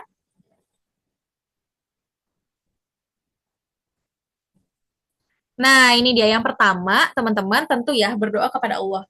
Kita itu kalau ngomongin penerimaan, kita itu kadang-kadang ini termasuk aku juga ya, termasuk saya juga, kadang-kadang kayak ngerasa aku harus menerima gitu. melakukan ini itu tips, apalagi konten-konten psikologi kan sekarang kayak tips untuk self acceptance seperti apa gitu. Nah, padahal langkah pertama yang harus kita lakukan adalah berdoa kepada Allah. Karena pada dasarnya hati kita itu milik Allah, teman-teman. Yang membolak-balikan hati kita adalah Allah. Saya itu ya, kalau udah mulai sampai sekarang nih, kalau udah mulai kayaknya tuh saya sulit gitu nerima suatu kenyataan atau sesuatu apa yang terjadi dalam diri saya. Saya tuh suka gini, ya Allah tolong ya Allah, lapangkanlah hati hamba untuk bisa menerima. Dan tolong hamba berlindung kepadamu atas perasaan hamba yang sulit untuk menerima ini. Dan tolong tunjukkanlah kepada hamba kebaikan diri hamba sehingga hamba bisa menerima itulah. Saya suka berdoa kayak gitu. Tuh. Lanjut gitu. Jadi apapun kita minta sama Allah ya, minta bantuan pada Allah gitu. Karena gak ada yang maha kuasa selain Allah ya buat kita, buat diri kita sendiri gitu. Lanjut, kakak. Yang kedua, belajar menyadari dan mengenal diri. Nah, ini teman-teman. Saya tuh nggak bosan-bosannya untuk ngajakin orang-orang ngomong sama diri sendiri, ngobrol sama diri sendiri. Coba di apa ya? Kita tuh sering kali, apalagi dengan era medsos sekarang, era digital, kita sering kali lebih kepo sama orang lain dibandingkan sama diri kita sendiri. Kita sering kali merasa lebih kenal sama orang lain, sama teman kita, sama bestie gitu ya, atau sama bahkan sama K-pop, sama artis gitu kayak, gue tahu banget si artis A itu dia nggak mungkin kayak gini gitu ya, merasa mengenal orang lain tanpa kita itu melihat ke diri kita sendiri. Sebenarnya yang perlu banyak diperhatikan itu diri kita sendiri, teman-teman. Jadi dilihat lagi, ngobrol sama pohon. Boleh ngobrol sama pohon, boleh banget. Tapi ngomongin diri sendiri, boleh kayak gitu. Misal, malu masa aku ngomong sendiri gitu ya, kayak apaan tahu, aku mau ngobrol sama pohon aja boleh. Misalnya curhat sama pohon, tapi sekaligus merefleksikan diri, itu boleh banget. Terus yang selanjutnya, saya juga nggak bosen-bosen ngajakin orang untuk journaling, teman-teman. Jadi pun yang kita rasakan, marah, perasaan takut, perasaan jijik, perasaan senang, coba dituliskan. Ya, teman-teman lagi ngerasa sedih, ditulisin. Dear diary, atau nggak usah kayak gitu ya. Atau misalnya anggaplah buku ini adalah diri kita. Misal, saya juga sering kayak gitu. Atau saya menciptakan nama untuk si buku diary ini. Saya punya nama, uh, adalah nama seseorang gitu ya. Yang saya anggap itu tuh buku saya itu adalah nama si orang itu gitu. Nah, saya tuh bilang, atau saya bahkan nyebutin nama diri saya sendiri. Put, hari ini ngerasa sedih ya gitu. Sedih deh karena bla bla bla bla bla bla gitu. Aku pengennya bla bla bla bla bla bla kayak gitu. Jadi teman-teman untuk menyadari diri kita harus ada apa ya, sesuatu yang bisa kita rekam jejaknya gitu. Sarananya itu salah satunya yang efektif itu journaling tuh kayak gitu teman-teman ya. Jadi silakan teman-teman disadari karena nanti teman-teman bisa lihat kayak, oh ternyata ya bulan ini aku dominan ngerasa marah misal gitu. Terus dilihat aku marah karena apa ya? Dilihat lagi. Oh ternyata aku tuh marah karena A B C D. Terus jadi ketemu polanya. Oh ternyata aku itu adalah orang yang ketika aku diperlakukan seperti ini, aku akan marah. Dan biasanya respon yang keluar adalah seperti ini, kayak gitu. Nah, buat apa menyadari itu semua? Untuk mengkondisikan atau mengendalikan si respon yang keluar dari diri kita, gitu. Gitu ya, teman-teman. Kalau kita udah mulai out of control, kayak, kok aku berespon kayak gitu ya tadi? Nah, itu kayak gitu caranya. Jadi ditulis di jurnal atau di buku diary teman-teman, atau di apapun deh, yang penting harus tercatat gitu ya. Dan nanti dilihat sama teman-teman. Terus dipelajari polanya. Dan kalau mau ada respon diperbaiki, silahkan diperbaiki. Kayak gitu. Lanjut.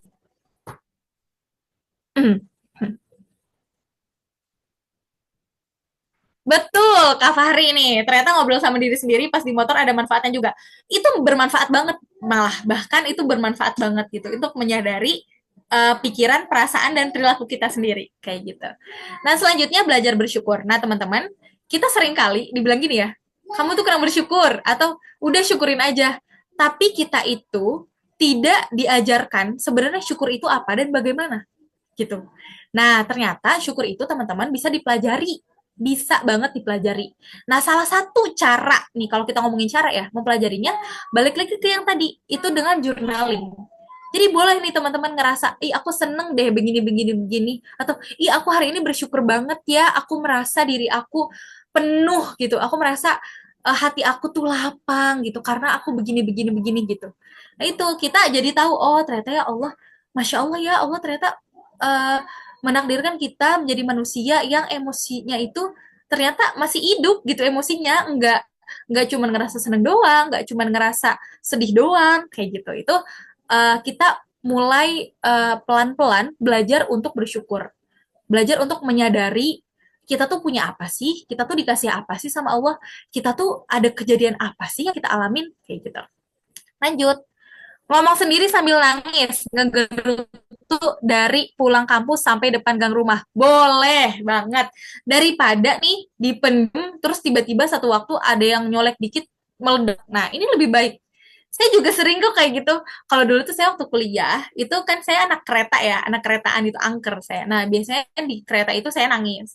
Terseduh-seduh kayak, kenapa ya tadi aku ngalamin itu gitu. Nah, itu boleh banget kayak gitu. Nah, terus nih, yang keempat, terus menambah ilmu dan pengetahuan. Nah, ini teman-teman, belajar itu nggak pernah boleh diputus sampai kita wafat nanti ya. Kenapa? Karena dalam hidup ini banyak hal yang menjadi misteri dan kita nggak pernah tahu akan terjadinya itu kapan dan bagaimana dan lewat siapa dan kenapanya kita nggak tahu gitu. Nah, kita butuh referensi akan itu semua. Makanya teruslah untuk menambah hasanah keilmuan kita, menambah referensi untuk mencari jalan keluar atau ya setidaknya mencari alasan untuk bisa bertahan gitu. Nah, setidak-tidaknya kalau buat saya pribadi ada 4 hal yang harus terus kita pelajari. Yang pertama itu belajar agama, nggak pernah boleh untuk putus karena banyak hal yang nggak kita ketahui. Terus yang selanjutnya belajar tentang adab, belajar manner teman-teman. Kadang kita mungkin lahir dari satu budaya tertentu dan kita merasa itu bukan sesuatu yang perlu dipermasalahkan, tapi ternyata ketika di budaya yang lain atau ketika kita tumbuh dewasa, oh ternyata ini tuh nggak sopan ya gitu, oh ternyata ini tuh nggak baik untuk dipertahankan gitu. Terus yang selanjutnya, yang ketiga, belajar tentang sejarah. Teman-teman percayalah, ini juga yang lagi saya terapin sampai sekarang. Saya tuh sekarang lagi suka ngulik tentang bapak bapak pendiri negara ini. Saya tapi baru ngepoin tentang Muhammad Hatta. Saya tuh rencana lagi nama empat ya, empat. Soekarno, Muhammad Hatta, Tan Malaka, sama Sultan Syahrir gitu. Nah, teman-teman, belajarlah sejarah karena apa? Dari situ kita bisa menemukan semangat. Kayak kita nemuin kayak, oh ternyata orang zaman dulu itu kayak gini ya. Oh ternyata kita pernah punya loh bapak-bapak negara kita yang kayak gini. Atau kita belajar pas kita baca sirah deh teman-teman. Lihat ya, betapa Rasulullah sekeren itu, tapi sebenarnya beliau tuh semanusia itu sebenarnya ya. Bukan sesuatu yang sulit digapai banget gitu. Ternyata Rasulullah itu semanusia itu dan semenakjubkan itu gitu manusianya. Nah, kita tuh mikir kayak, ya Allah ternyata aku tuh dulu punya loh panutan yang sekeren ini gitu. Jadi kita punya semangat gitu dan kita bisa meniru cara-cara keberhasilan atau cara-cara yang baik yang dilakukan oleh tokoh-tokoh kita sebelumnya gitu. Sama kayak kalau teman-teman yang tahu Buya Hamka, saya tuh pas pertama kali tahu tentang Buya Hamka kayak ngerasa, ya Allah ternyata di Indonesia di negara aku dilahirkan dan dibesarkan, aku tuh punya seorang bapak-bapak Buya gitu dari Minang yang kayak gini orangnya Masya Allah keren banget gitu dan bisa dipelajari pola-polanya kayak gitu ya, jadi belajar sejarah. Dan yang terakhir adalah belajar tentang bidang keilmuan teman-teman masing-masing, bidang keilmuan ataupun bidang minat teman-teman atau bidang profesi ya teman-teman nanti kayak gitu. Jadi jangan sampai putus belajar 4 hal ini setidaknya. Lanjut Kak, dikit lagi nih kita. Maaf kalau penjelasannya agak cepat ya teman-teman, atau bahkan mungkin cepat banget nih orang ngomong gitu, maaf ya. Nah ini yang kelima, bergerak, berkarya, dan bermanfaat. Jadi teman-teman, untuk bisa nerima diri kita pun, kita itu harus terus bergerak. Jadi gini, teman-teman tahu kepercayaan diri. Kadang orang itu berpikir, enggak, gue nggak mau ngelakuin itu, gue nggak pede. Padahal, ternyata kepercayaan diri itu lahir dari apa? Dari action. Jadi dia itu bukan sebab, tapi akibat. Jadi karena kita melakukan sesuatu, maka lahirlah si kepercayaan diri ini. Bukan kebalik, bukan karena percaya diri, maka kita melakukan sesuatu. Bukan. tapi kita melakukan sesuatu dulu baru Nah, kepercayaan diri inilah yang ketika akhirnya kita kan melakukan sesuatu, oh ya Allah ternyata ya Masya Allah aku ternyata bisa gitu. Atas izin engkau ya Allah aku bisa. Kita percaya sama diri sendiri.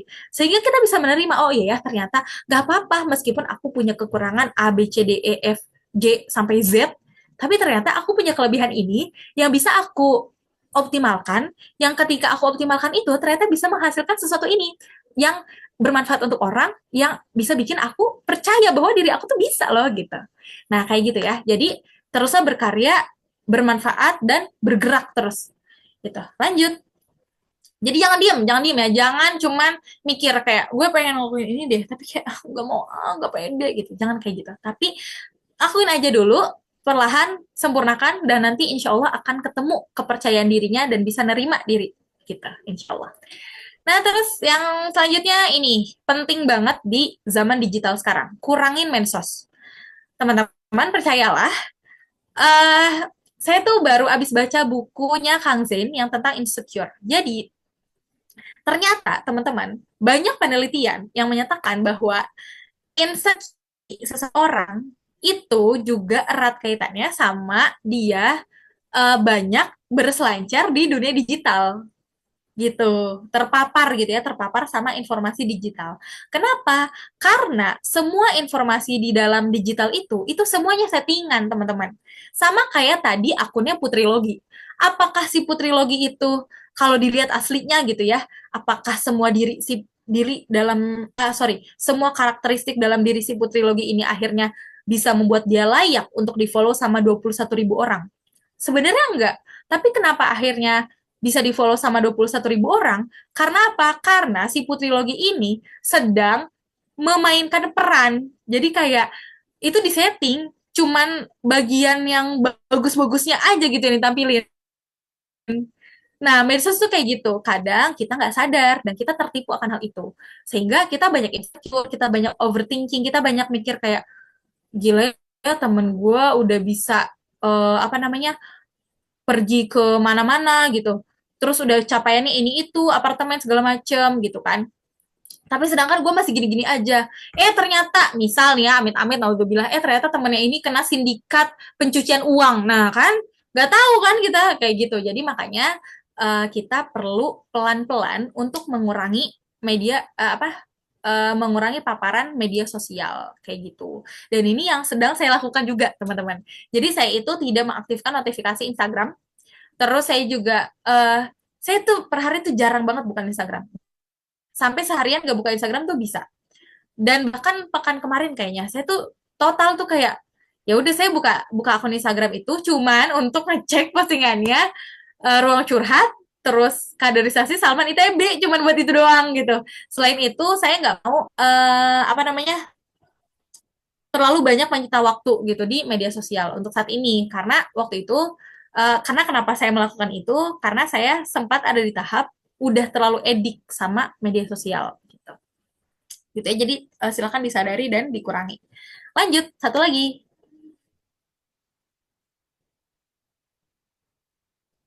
Nah, selanjutnya nih, support system. Jadi teman-teman, kita itu jangan sampai sombong, merasa bahwa aku tuh bisa nerima diri aku sendiri, dan itu dengan usaha aku gitu, tanpa bantuan orang lain. Nggak, itu salah ya.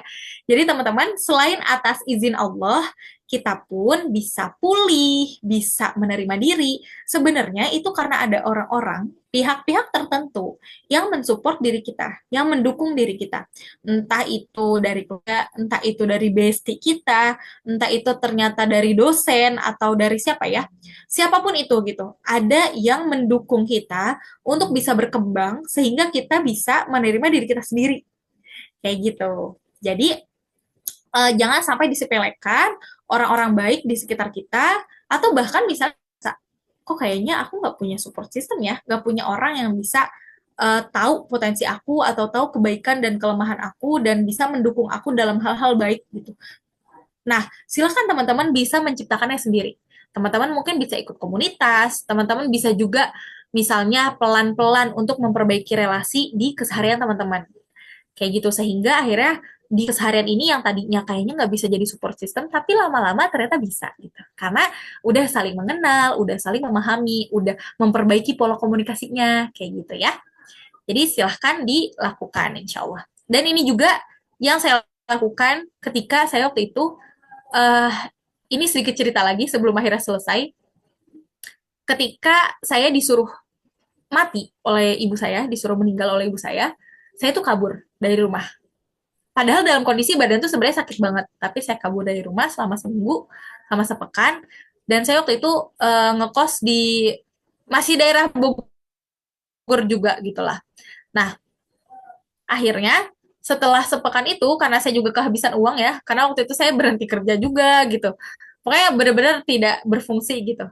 Nah, akhirnya ketika pulang, ternyata alhamdulillahnya atas izin Allah juga, menariknya, ibu saya ini ternyata pelan-pelan belajar untuk bisa mendengarkan saya, dan saya pun belajar untuk pelan-pelan bercerita. Saya itu kenapa?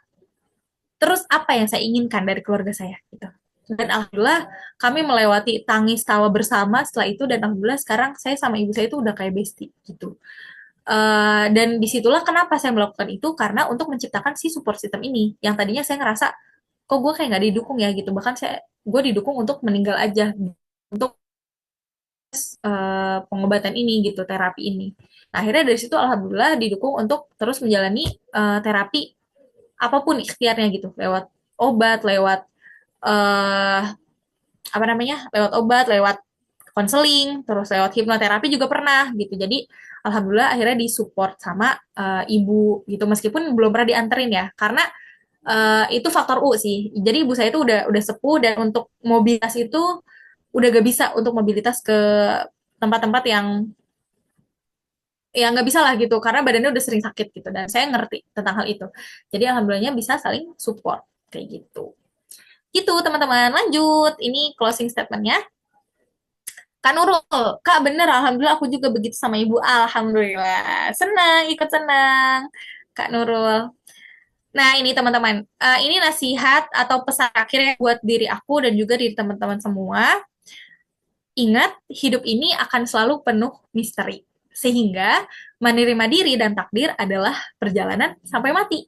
Karena akan selalu ada episode-episode baru di kehidupan kita. Akan ada hal-hal baru dalam setiap fase kehidupan yang kita jalanin. Kita melangkah ke fase berikutnya, ada hal baru. Kita melangkah ke fase berikutnya, wah ada guncangan yang baru gitu ya. Jadi makanya perjalanan menerima diri dan menerima takdir itu memang perjalanan sampai mati, teman-teman. Gak akan pernah selesai. Jadi saya tuh nggak pernah sepakat sama orang-orang yang suka bilang harus selesai sama diri sendiri. Nggak bisa. Emang selesai sama diri sendiri itu harus kalau udah meninggal. Kalau belum meninggal, emang kita tuh nggak akan pernah selesai, teman-teman, sama diri kita sendiri, gitu ya. Terus, namun nih, ada namun ya, teman-teman, jangan berkecil hati, karena di depan sana sudah ada hikmah yang menanti.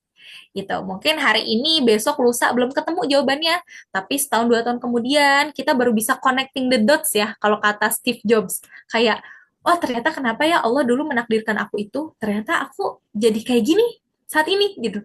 Oh kenapa ya ternyata Allah mengizinkan aku untuk mengalami sakit itu, ternyata saat ini aku bisa jadi kayak gini, gitu, gitu ya. Oke, sudah selesai teman-teman. Terima kasih banyak. Mohon maaf apabila tadi ada banyak kekurangan dan salah-salah kata, atau ada hal-hal yang membuat teman-teman merasa tidak nyaman, merasa ke-trigger gitu. Saya mohon dimaafkan seluas-luasnya. Saya kembalikan ke MC atau moderator. Oke, terima kasih banyak Teh Puput untuk semua materi dan semua cerita yang haru biru banget ya malam hari ini gitu. Aku ngelihat banyak banget chatan dari teman-teman Akang Teteh semua yang turut bercerita, juga komentar-komentar dari Akang Teteh yang wah, sangat menyentuh, sangat emosional pada malam hari ini gitu. Dimulai dari storytellingnya gitu, dan dari situ meluk kita semua lewat cerita yang sudah dibagi sampai berbagai hal yang semoga kita sama-sama hari ini ambil dari ceritanya Teh Puput pada malam hari ini gitu ya. Nah, mungkin di sini teman-teman Akang Teteh semua udah penasaran banget dan udah pengen berbagi cerita, pengen nanya gitu ya sama Teh Puput. Nah, wede, udah ada yang angkat tangan di Teh Nur Halimah. Coba kita tahan dulu karena kita bakal ada sesi dokumentasi dulu gitu ya. Jadi sebelum eh, Ya, benar. ya Teh Puput IG-nya Teh Putri Logi ya, boleh dicari, boleh langsung di follow saat ini juga gitu ya Kang Teh semua. Nah, iya, kembali lagi aku ingatkan, di sini kita bakal ada sesi dokumentasi dulu. Jadi buat Akang Teteh di sini, hayu hayu hayu kita on cam, kita foto bareng sama Teh Puput yang Masya Allah tabarakallah banget hari ini gitu ya. Yang sama-sama ngajak kita untuk merefleksi, untuk sama-sama berpikir ulang, merasakan emosi gitu ya. Dan juga turut larut sama cerita yang sudah dibagi sama Teh Putri Logi maupun sama teman-teman yang udah turut cerita di kolom komentar. Boleh nih, aku tunggu sampai 24/6 kali ya. Jadi boleh banget dari Akang Teteh dipersiapkan gitu ya.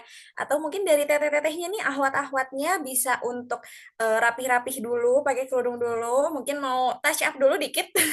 Itu boleh banget ya gitu. Dan aku ingatkan juga, kalau misalnya tidak kalau misalnya memungkinkan gitu ya, boleh untuk dipakai virtual backgroundnya. Nah, aku sendiri mohon maaf belum bisa pakai virtual background karena kalau pakai tuh jadi buka aku yang ada virtual backgroundnya gitu loh. Jadi tidak bisa nih, mohon maaf tidak support gitu ya. Oke, untuk sesi Q&A-nya tadi dulu ya, kita tahan dulu sebentar, kita mau sesi dokumentasi. Oke, karena udah 24/6, boleh dari Akang Tete operatornya dibantu mungkin. Oke, Kang Teteh, kita dokumentasi dulu ya. Ini dari slide yang pertama. Cheese. Oke, next. Slide yang kedua. Cheese. Oke, terakhir. Slide ketiga. Cheese. Oke, sip. Oke, terima kasih banyak Teteh operator yang sudah bantu kita untuk dokumentasi pada malam hari ini. Nah, sesi inilah yang kita tunggu-tunggu ya, Kang Teteh. Nah, sebelumnya sebenarnya dari panitia tuh ada link Q&A gitu ya. Jadi, Akang Teteh di sini yang mau nanya boleh untuk langsung on mic nih kayak Teh Nur Halimah yang udah siap sedia banget, udah raise hand dari tadi gitu ya. Atau boleh untuk scan link di bawah ini gitu ya. Jadi jangan tanya di kolom komentar, tapi boleh langsung scan di link Q&A ini. Oke, nah sambil kita nunggu, akan Teteh yang nanya di link Q&A, boleh dari Teh Nur Halimah, silahkan, boleh langsung on mic Teh. Bismillahirrahmanirrahim. Assalamualaikum warahmatullahi wabarakatuh. Hatur nuhun Teteh MC atas kesempatannya. Hatur nuhun juga kepada Teh Puput yang alhamdulillah kita bisa bertemu Teh dan aku bisa mendengar cerita dari Teteh yang sangat punya kesamaan dan di sini melatar belakangi pertanyaanku. Nah, jadi pertanyaanku ini sebelumnya Teh boleh nggak dari cerita Teteh, sikap Ibunda Teteh terkait masalah itu, apakah jadinya banyak menuntut kepada Teteh atau enggak? Karena di posisi aku sekarang ini, melihat ibu itu karena terlalu banyak luka, jadi ibu itu suka sekali menuntut. Nah, sedangkan aku sebagai anak belum bisa berani untuk menyampaikan kalau Bu, aku sebenarnya kena dampak dari kalian gitu. Jadi pertanyaanku adalah bagaimana memposisikan kita sebagai anak ketika terkena dampak dari pernikahan orang tua kita sendiri. Terima kasih.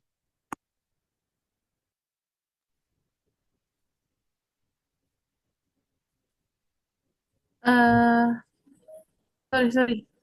Ini di aku nggak kelihatan kakaknya. Kakaknya siapa tadi? Oh iya Kak Nur Halimah. Makasih banyak Kak. Aku izin langsung jawab aja ya. Iya, Ya, makasih boleh banyak. langsung dijawab aja. Iya, makasih banyak buat Teh Nur Halimah tadi ya. Eh, pasti berat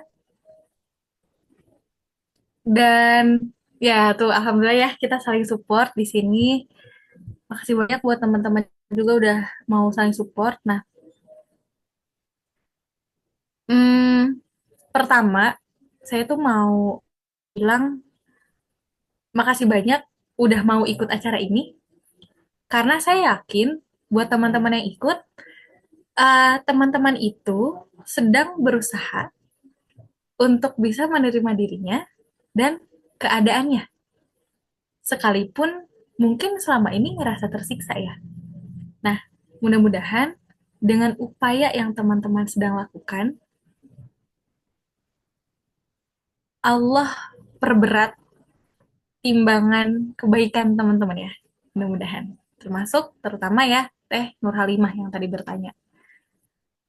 Terus makasih juga udah mau bercerita di sini karena saya tahu itu tidak mudah ya untuk menceritakan rasa sakit yang kita rasakan. Gitu. Tapi eh mohon maaf, saya izin. Tadi tuh sinyalnya kayaknya kurang bagus sih saya. Pertanyaan awalnya itu apa ya? Maaf banget. Jadi tadi saya dengernya tuh di tengah-tengah. Sorry, sorry.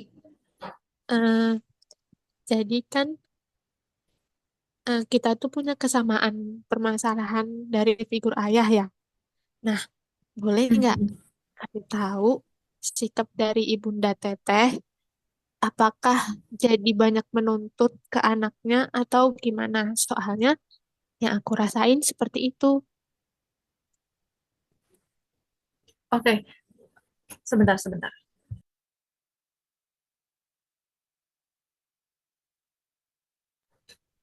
Maaf ya teman-teman. Maaf Kak Nur Halimah. Nah, oh jadi yang keras itu bapaknya, terus pengen tahu sikap ibunya. Ya, Oh iya oke. Jadi gini Kak Nur Halimah,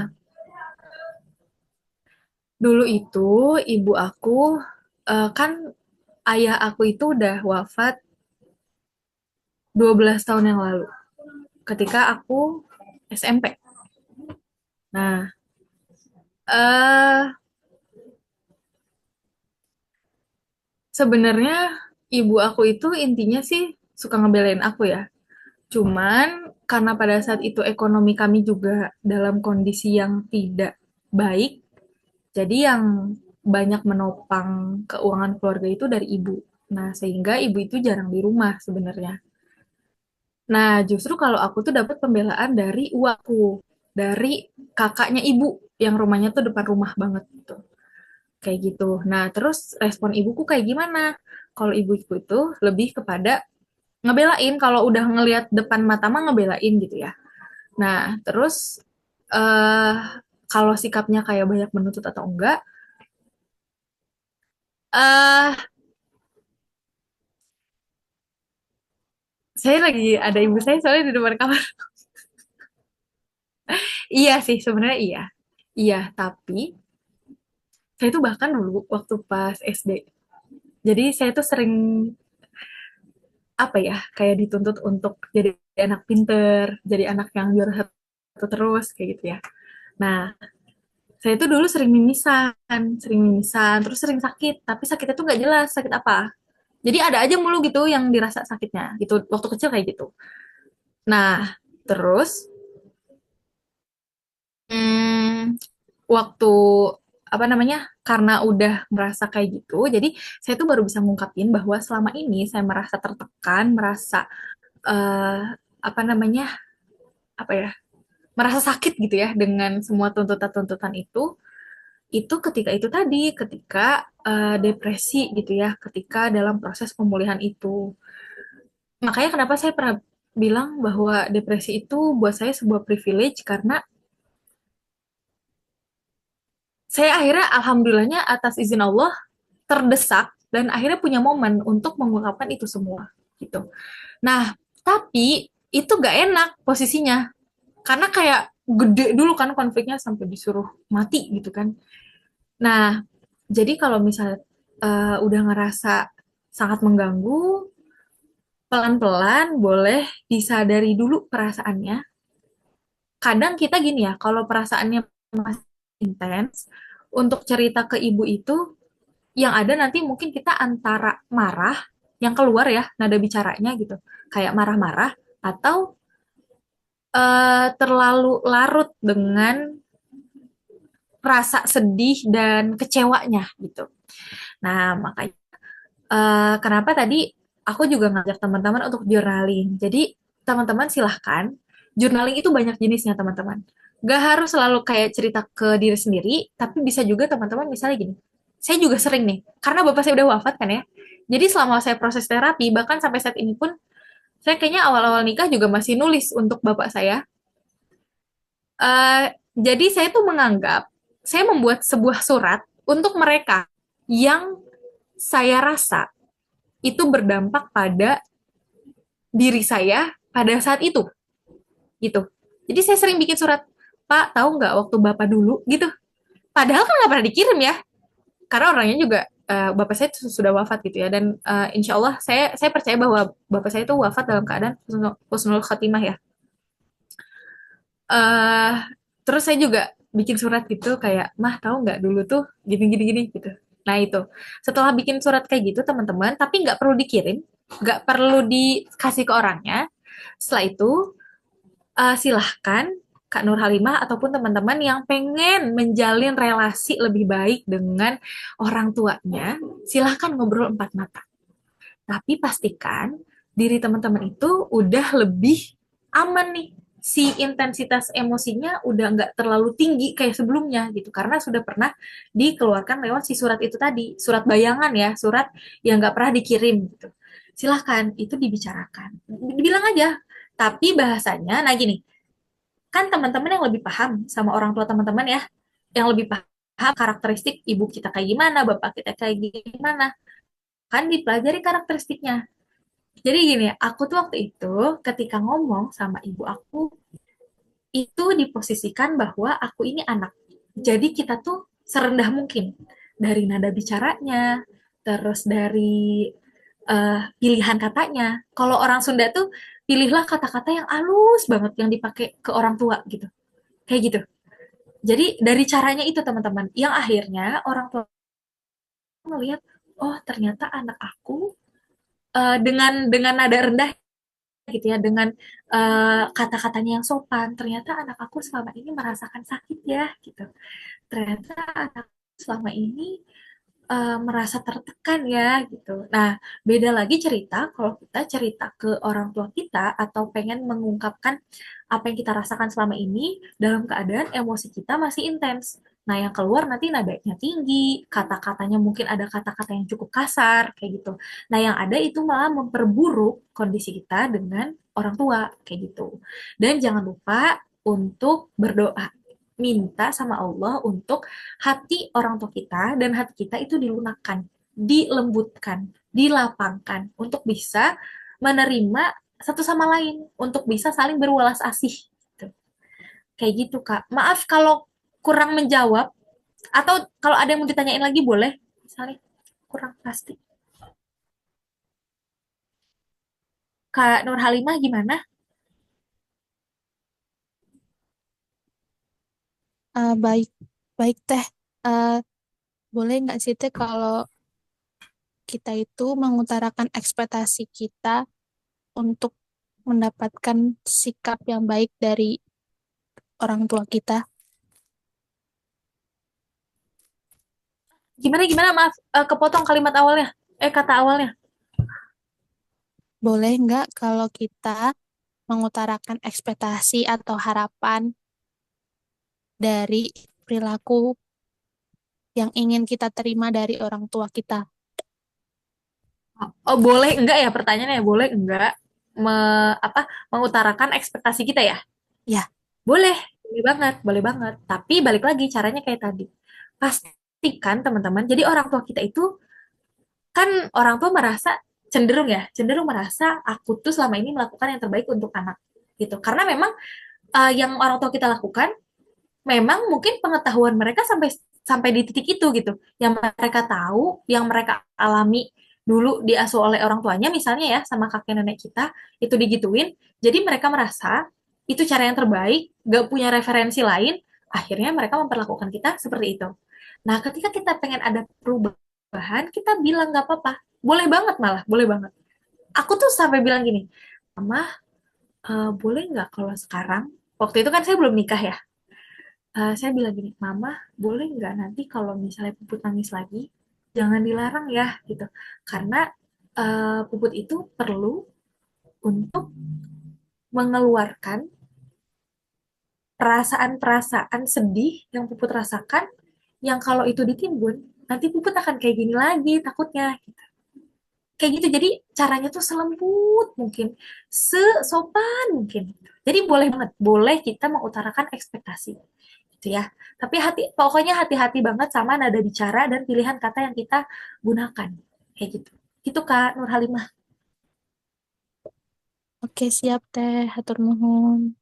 Sama-sama. Kasih banyak juga udah cerita ya tadi ya. Dan semoga Allah kuatkan, semoga Allah beri jalan keluar, dan semoga bisa diperbaiki relasinya dengan orang-orang yang kita sayang. Semangat Kak Nur Halimah dan teman-teman yang mengalami hal serupa.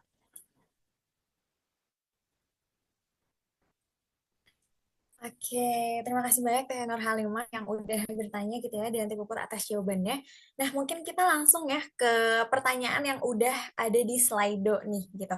Nah, mungkin di sini aku coba rangkum kali ya Teh Puput karena keterbatasan waktu kita, mohon maaf banget gitu.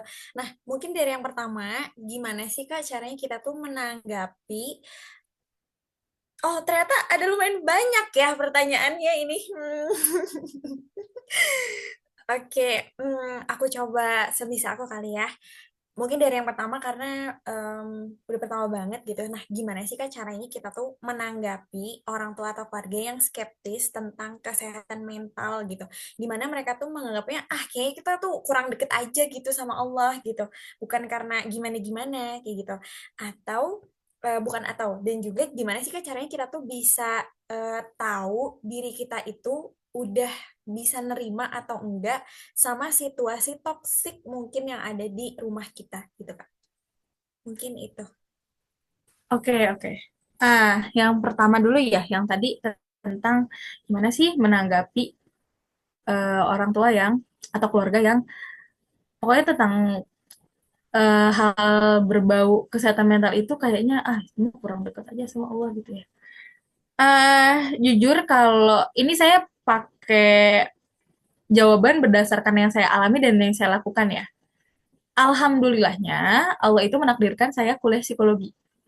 Psikologi itu saya nggak pernah berencana kuliah psikologi sebenarnya. Tidak pernah sampai akhirnya saya daftar kayak ya udah gitu. Gitu. Saya tuh nggak pernah bercita-cita. Bahkan saya dulu tidak familiar dengan kata-kata psikologi itu apa gitu. Nggak tahu ya. Itulah. Nah, tapi alhamdulillahnya ternyata ada hikmahnya gitu ya. Alhamdulillah Allah izinkan saya kuliah psikologi dan alhamdulillah Allah izinkan saya untuk mengalami gangguan jiwa. Nah, gimana caranya eh menghadapi kalau menghadapi itu gini teman-teman. Karena ini kan berkaitan sama kalau buat saya dan pengalaman saya ya, itu berkaitan sama pengalaman pendidikan juga, taraf pendidikannya aja. Dan ini memang sesuai sama skripsi saya juga. Jadi waktu itu saya ngebahas tentang literasi kesehatan mental. Jadi ternyata teman-teman, orang yang bisa literate tentang kesehatan mental itu cenderung orang-orang yang secara level pendidikan itu ya minimal lulus SMA lah atau bahkan S1 gitu ya.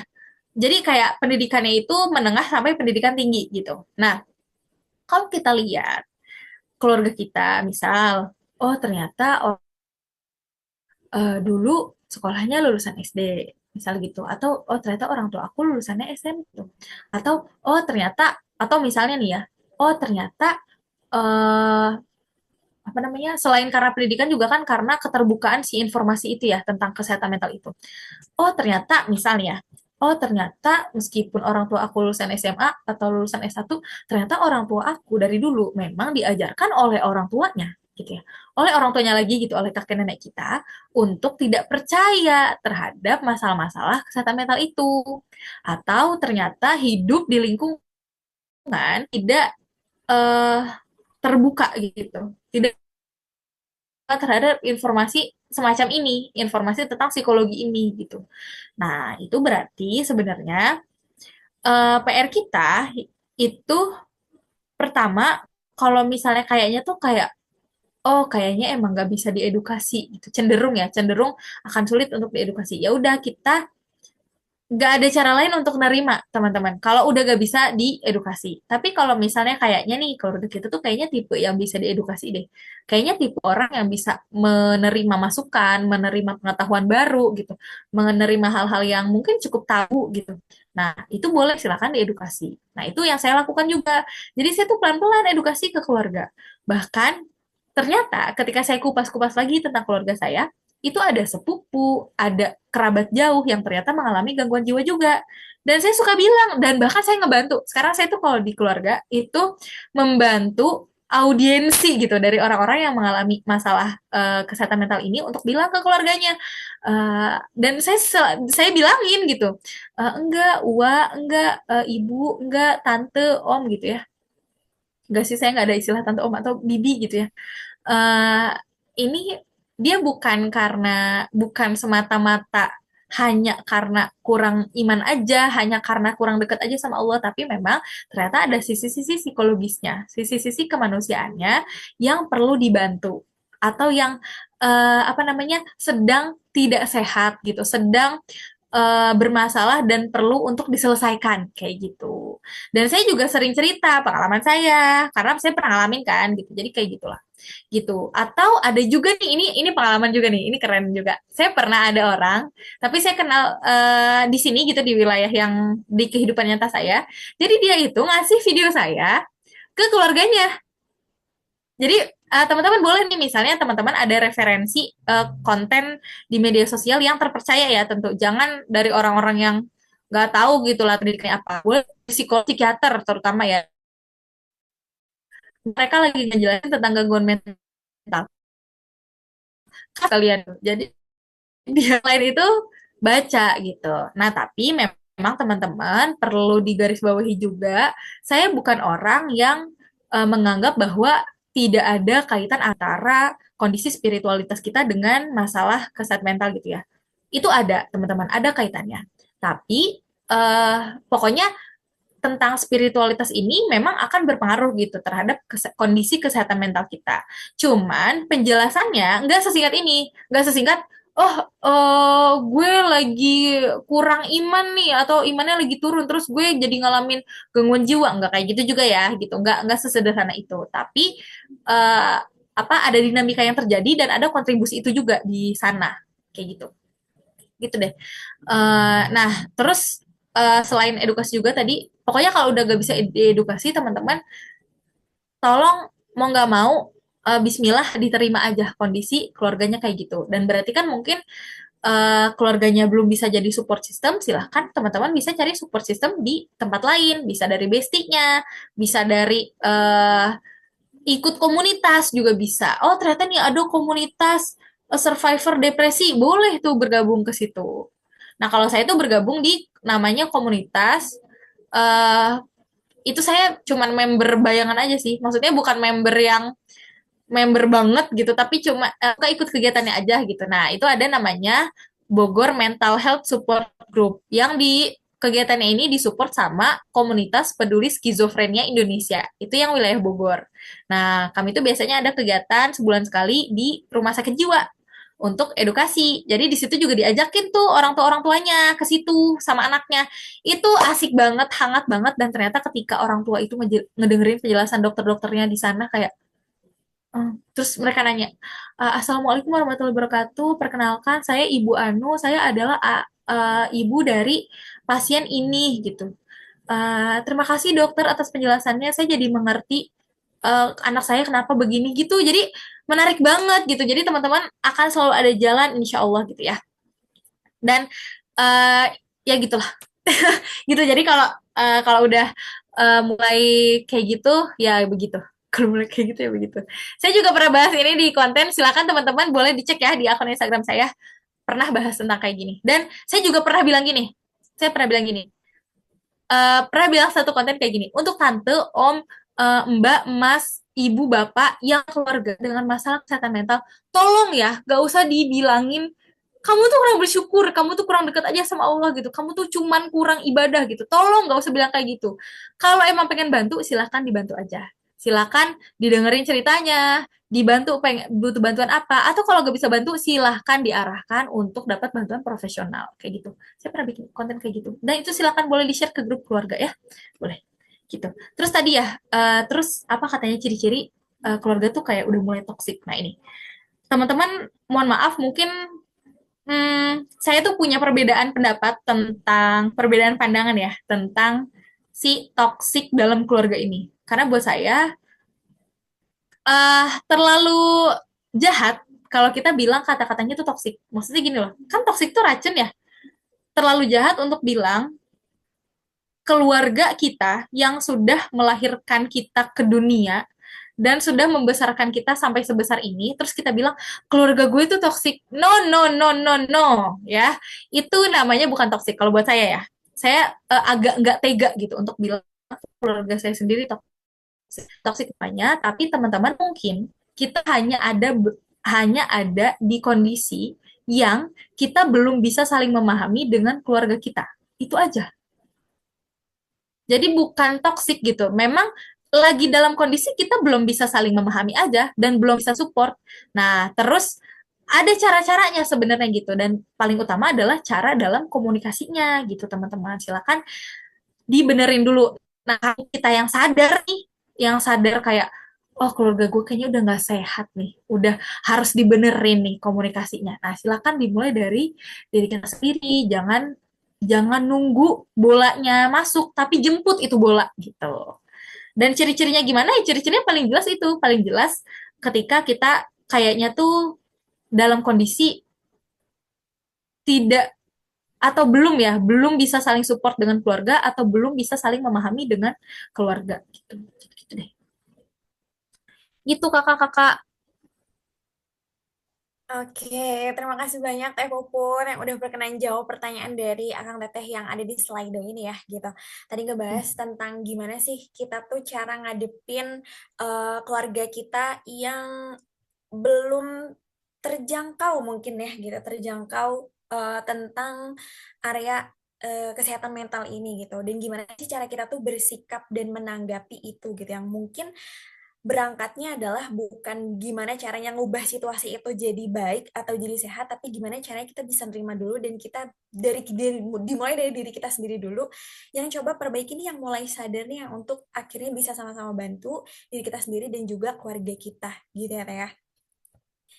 Nah, oke, karena kita udah di 21.12 juga nih ya, gitu. Gak kerasa banget malam hari ini sangat, pematerian ini sangat insightful, sangat emosional, dan mungkin sangat menyentuh cerita personal dari diri kita masing-masing gitu ya. Aku ucapkan sekali lagi terima kasih banyak buat Teh Puput yang udah berkenan jadi pemateri kita, udah berkenan untuk berbagi eh, hal-hal, berbagi ceritanya, berbagi nya gitu dari kita semua, dan juga untuk Akang Teteh yang udah sampai malam ini gitu ya stay dan sangat berpartisipasi aktif selama pematerian tadi gitu. Nah mungkin setelah ini bakal ada sesi AHA gitu ya, dan mungkin oh iya dari tim panitia gitu ya, tadi ada request di mana ada kan ada banyak nih Teh yang nanya gitu ya di Slido tadi gitu, cuma kadarulahnya belum sempat belum sempat terjawab gitu ya karena keterbatasan waktu. Nah, gimana kalau misalnya Teh Puput berkenan gitu ya, nanti mungkin bisa dibahas di akun Instagramnya Teh Puput gitu, misalnya gitu. Kayak gitu. Nah, mungkin nih, jadi teman-teman jangan lupa follow Teh Puput gitu ya untuk bisa dapet jawaban itu. Kayak gitu. Tapi itu kalau misalnya itu, ya boleh-boleh gimana dari Teh Puput? Oke, makasih banyak Kak Safira dan teman-teman semua. Sebelum jawab itu Itu tadi aku lupa untuk bilang makasih banyak teman-teman atas perhatiannya dan makasih untuk ruang curhat untuk undangannya ya. Mohon maaf apabila tadi ada banyak hal yang kurang berkenan di hati teman-teman dan ada kata-kata yang mungkin menyinggung perasaan dan hati teman-teman ya. Mohon dimaafkan seluas-luasnya karena percayalah apa yang saya sampaikan pada malam hari ini niatnya loh ya. Niatnya itu berangkat dari rasa ulas asih. Jadi gitu, mohon kita saling memaafkan di sini ya. Nah, terus tadi terkait itu boleh silahkan ditanyain aja. Nanti bisa dikirim ke aku ya. Mungkin lewat DM-nya ruang curhat aja atau lewat apa ya? Atau apa sih kalau kayak gitu biar aku bisa langsung bikin gitu. Ya gitu deh, pokoknya ntar kita bicarakan mekanismenya di belakang layar ya.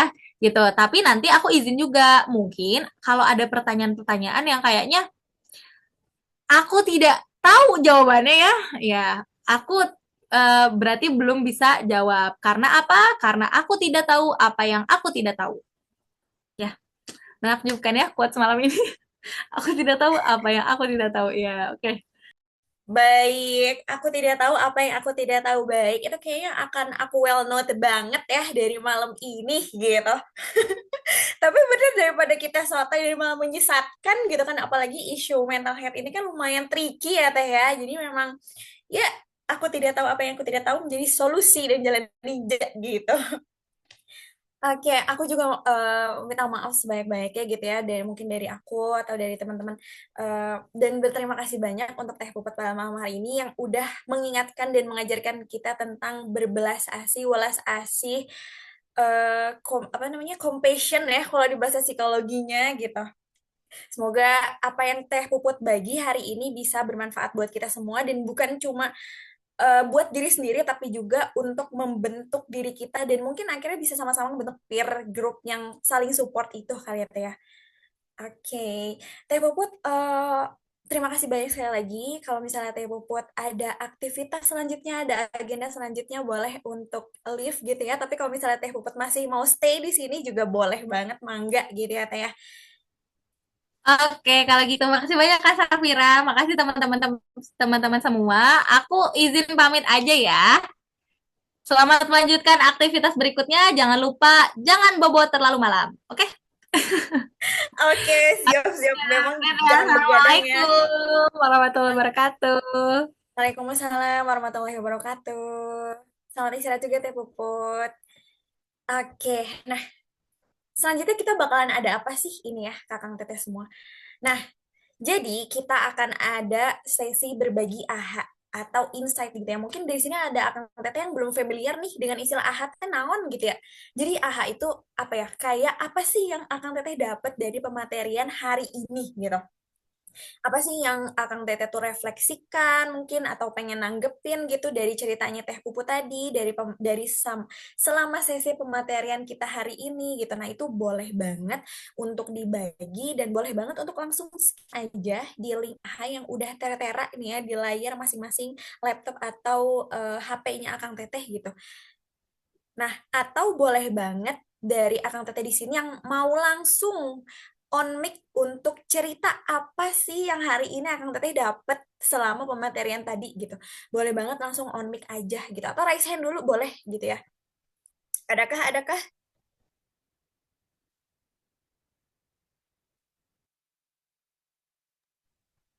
Kalau dari aku pribadi gitu ya, salah satu yang aku highlight banget selain tadi aku tidak tahu apa yang aku tidak tahu adalah sangat menarik untuk tadi Teh Putri itu bilang tentang depresi itu tuh privilege gitu bagi beliau. Itu tuh sangat nampar aku karena kayak dikasih tahu tentang perspektif lain gitu. Biasanya kan kita selalu dikasih perspektif di mana depresi itu sebuah masalah, sebuah kerugian gitu ya, sebuah penyakit, sebuah hal-hal yang itu tuh sifatnya destruktif gitu. Tapi di sini malam hari ini aku diingatkan, dikasih tahu, diwarnai bahkan bahwa ternyata depresi itu tuh bisa jadi hal yang bahkan privilege gitu. Bahkan di situ jadi yang membuat kita akhirnya jadi refleksi banyak dan jadi belajar hidup dengan cara yang lebih bermakna gitu. Nah, itu kalau itu aha dari aku gitu. Nah, mungkin dari Akang Teteh di sini mungkin ada juga nih yang mau membagikan ahanya. Boleh langsung klik aja. Kok klik sih, di-scan aja gitu ya. Di-scan link yang ada di sini, dan juga boleh banget dari Akang Teteh yang mau langsung raise hand. Nah, udah ada Teh Kisti dari Bandung. Boleh Teh Kisti, gimana nih ahanya malam hari ini? Ya, Assalamualaikum teman-teman semuanya. Perkenalkan aku Kisti dari Bandung. Sebelumnya makasih banyak ya tim Ruang Curhat sudah mengadakan event webinar ini. Masya Allah banget ya. Tadi betul kata yang Teh Safira sampaikan. Malam ini emosional banget gitu. Jadi em, mungkin aku sedikit aja ya dari banyak hal yang Teh Puput sampaikan ya ilmu-ilmunya. Yang menurut aku ngena di aku tuh ketika Teh Puput menganalogikan bahwa diri kita itu ibaratnya kayak sekeranjang buah-buahan gitu. Yang dimana itu tuh buah-buahannya tuh enggak yang selalu semuanya gitu ya. Ada buah-buahan yang rasanya tuh manis semua gitu. Tapi ada juga pastinya buah-buahan yang mungkin rasanya pahit gitu ya. Ada juga yang asam gitu. Nah, jadi em, proses perjalanan penerimaan diri juga itu mengajarkan aku gitu ya untuk bisa lebih menerima seluruh bagian kehidupan, tidak hanya kelebihan-kelebihannya aja, tapi juga kekurangannya, bahkan lukanya juga sebagai kesatuan diri aku yang utuh gitu. Terus juga em, dalam proses penerimaan juga, baik yang sudah ataupun barangkali ya sedang sama-sama kita lalui saat ini, ya semoga kita tidak hanya menemukan kedamaian saja gitu, tapi seperti yang Teh Puput sampaikan tadi, semoga Allah pertemukan kita dengan support system, dengan teman-teman yang baik gitu ya untuk pertumbuhan diri kita, dan mudah-mudahan Allah juga hadirkan kita jalan dan kesempatan-kesempatan yang luas bagi kita untuk bisa belajar, lebih mencintai diri sendiri, dan semakin bisa mendekatkan kita kepada Allah. Itu dari aku, Teh Safir. Terima kasih. Masya Allah, mantap surantap. Masya Allah, terima kasih banyak Teh Kisti yang udah ngebagiin ahanya kita pada malam hari ini gitu ya. Dan mungkin tadi juga jadi hal yang juga sama aku highlight, gimana si penerimaan diri tuh ibarat keranjang buah gitu ya Teh ya.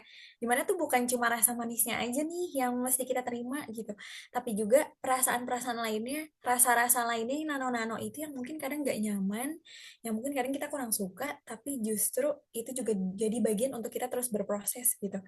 Yang semoga akhirnya proses-proses ini juga ngebuat kita untuk menujunya ke surganya yang terbaik gitu katanya. Wede, Masya Allah banget. Terima kasih banyak sekali lagi Teh Kisti untuk sharing ahanya.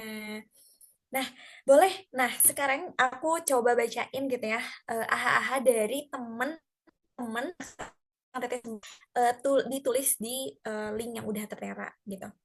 Aku izin bacain gitu ya. Dimana setiap orang memiliki ceritanya masing-masing nih, maka kita hanya perlu menjadi pendengar yang baik. Wah, benar banget. Makanya tadi juga Teh Puput nge-highlight gitu ya, gimana kalau misalnya kita mau bantu tuh kayaknya kalimat-kalimat kurang bersyukur, kurang dekat itu sebaiknya dihindari atau dihapuskan aja gitu ya. Jadi lebih baik kita punya opsi untuk oh gimana, apa nih yang bisa didengar, apa nih yang bisa dibantu gitu ya. Kayak ternyata menjadi pendengar itu bukan cuma sekedar gitu.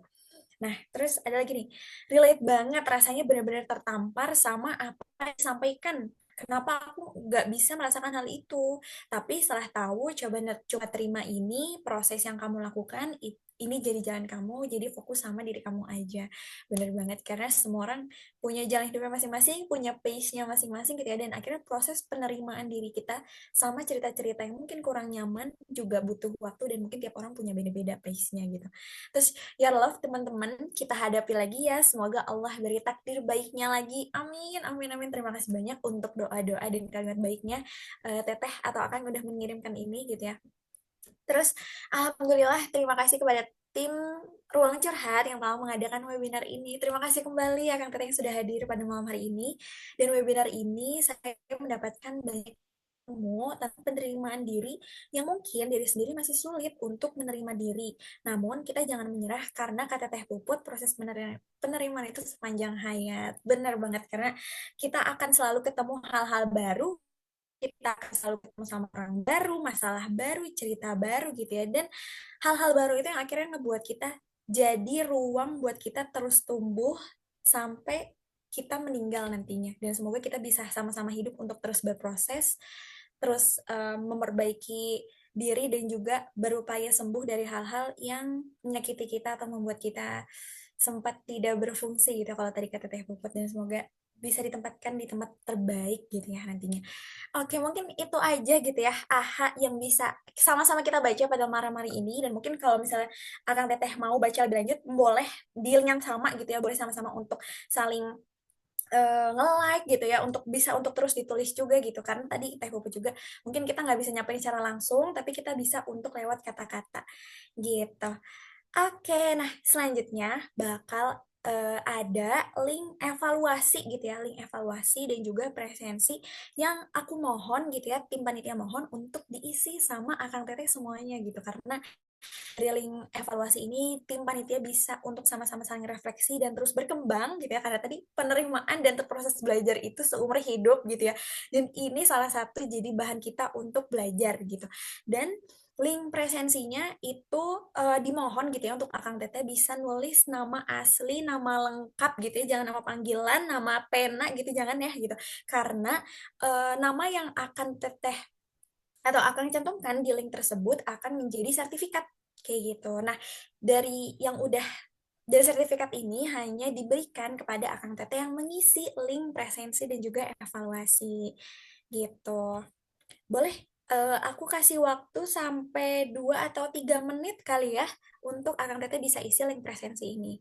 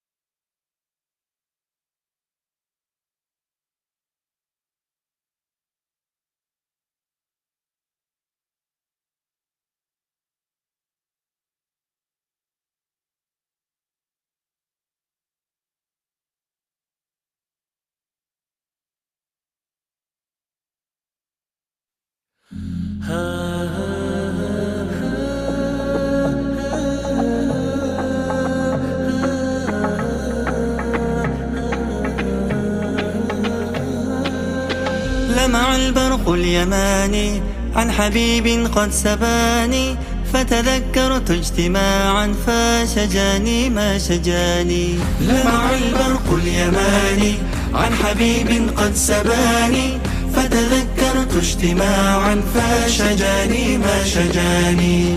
بأمي وأبي فديتك سيدي صلاة وسلام عليك يا نبي. حبيبي يا محمد أتيت بالسلام والهدى محمد. حبيبي يا محمد يا رحمة للعالمين يا محمد. لا إله إلا الله لا إله إلا الله لا إله إلا الله الله لا إله إلا الله لا إله. Oke, karena udah di 218 juga gitu ya, dan kita udah malam juga nih gitu ya. Boleh dari Akang Teteh semoga udah selesai gitu ya untuk ngisi link presensi dan evaluasinya gitu, atau boleh untuk di copy gitu ya. Kalau misalnya belum, boleh untuk di copy di link yang udah ada di kolom chat ataupun di grup peserta yang udah dikirim sama Teteh panitia gitu ya. Oke, alhamdulillahirobbilalamin, karena acaranya sudah di ujung. Alhamdulillahirobbilalamin, karena kita sudah sampai di penghujung acara ini ya. Tadi sudah ada pembukaan, terus juga ada materi dari Teh Puput, ada sesi tanya jawab juga, dan ada sesi AHA gitu ya. Dan kita sudah tiba di penghujung acara ini gitu ya. Dan aku sekali lagi, aku sebagai MC dan juga tim panitia mengucapkan terima kasih banyak buat Akang Teteh yang udah berkenan hadir di webinar keempat RC kali ini, dan juga mohon maaf apabila dari kita ada kesalahan atau hal-hal yang mungkin kurang berkenan gitu ya kepada peserta Akang Teteh semua gitu. Semoga ilmu-ilmu yang kita dapat, ilmu-ilmu yang kita pelajari hari ini bisa bermanfaat buat diri kita sendiri dan juga buat orang-orang di sekitar kita, dan mungkin akhirnya kita bisa sama-sama untuk menguatkan, saling bangun. Eh, aku mungkin sebelum tutup kita baca doa kafaratul majelis gitu ya, dan didahului dengan astagfirullah 3 kali. Astagfirullahaladzim, astagfirullahaladzim, astagfirullahaladzim. Subhanakallahumma bihamdika, asyhadu alla ilaha illa anta, astaghfiruka wa atubu ilaik. Oke, terima kasih banyak Akang Teteh. Aku tutup acaranya. Wassalamualaikum warahmatullahi wabarakatuh. Sampai ketemu di webinar RC selanjutnya.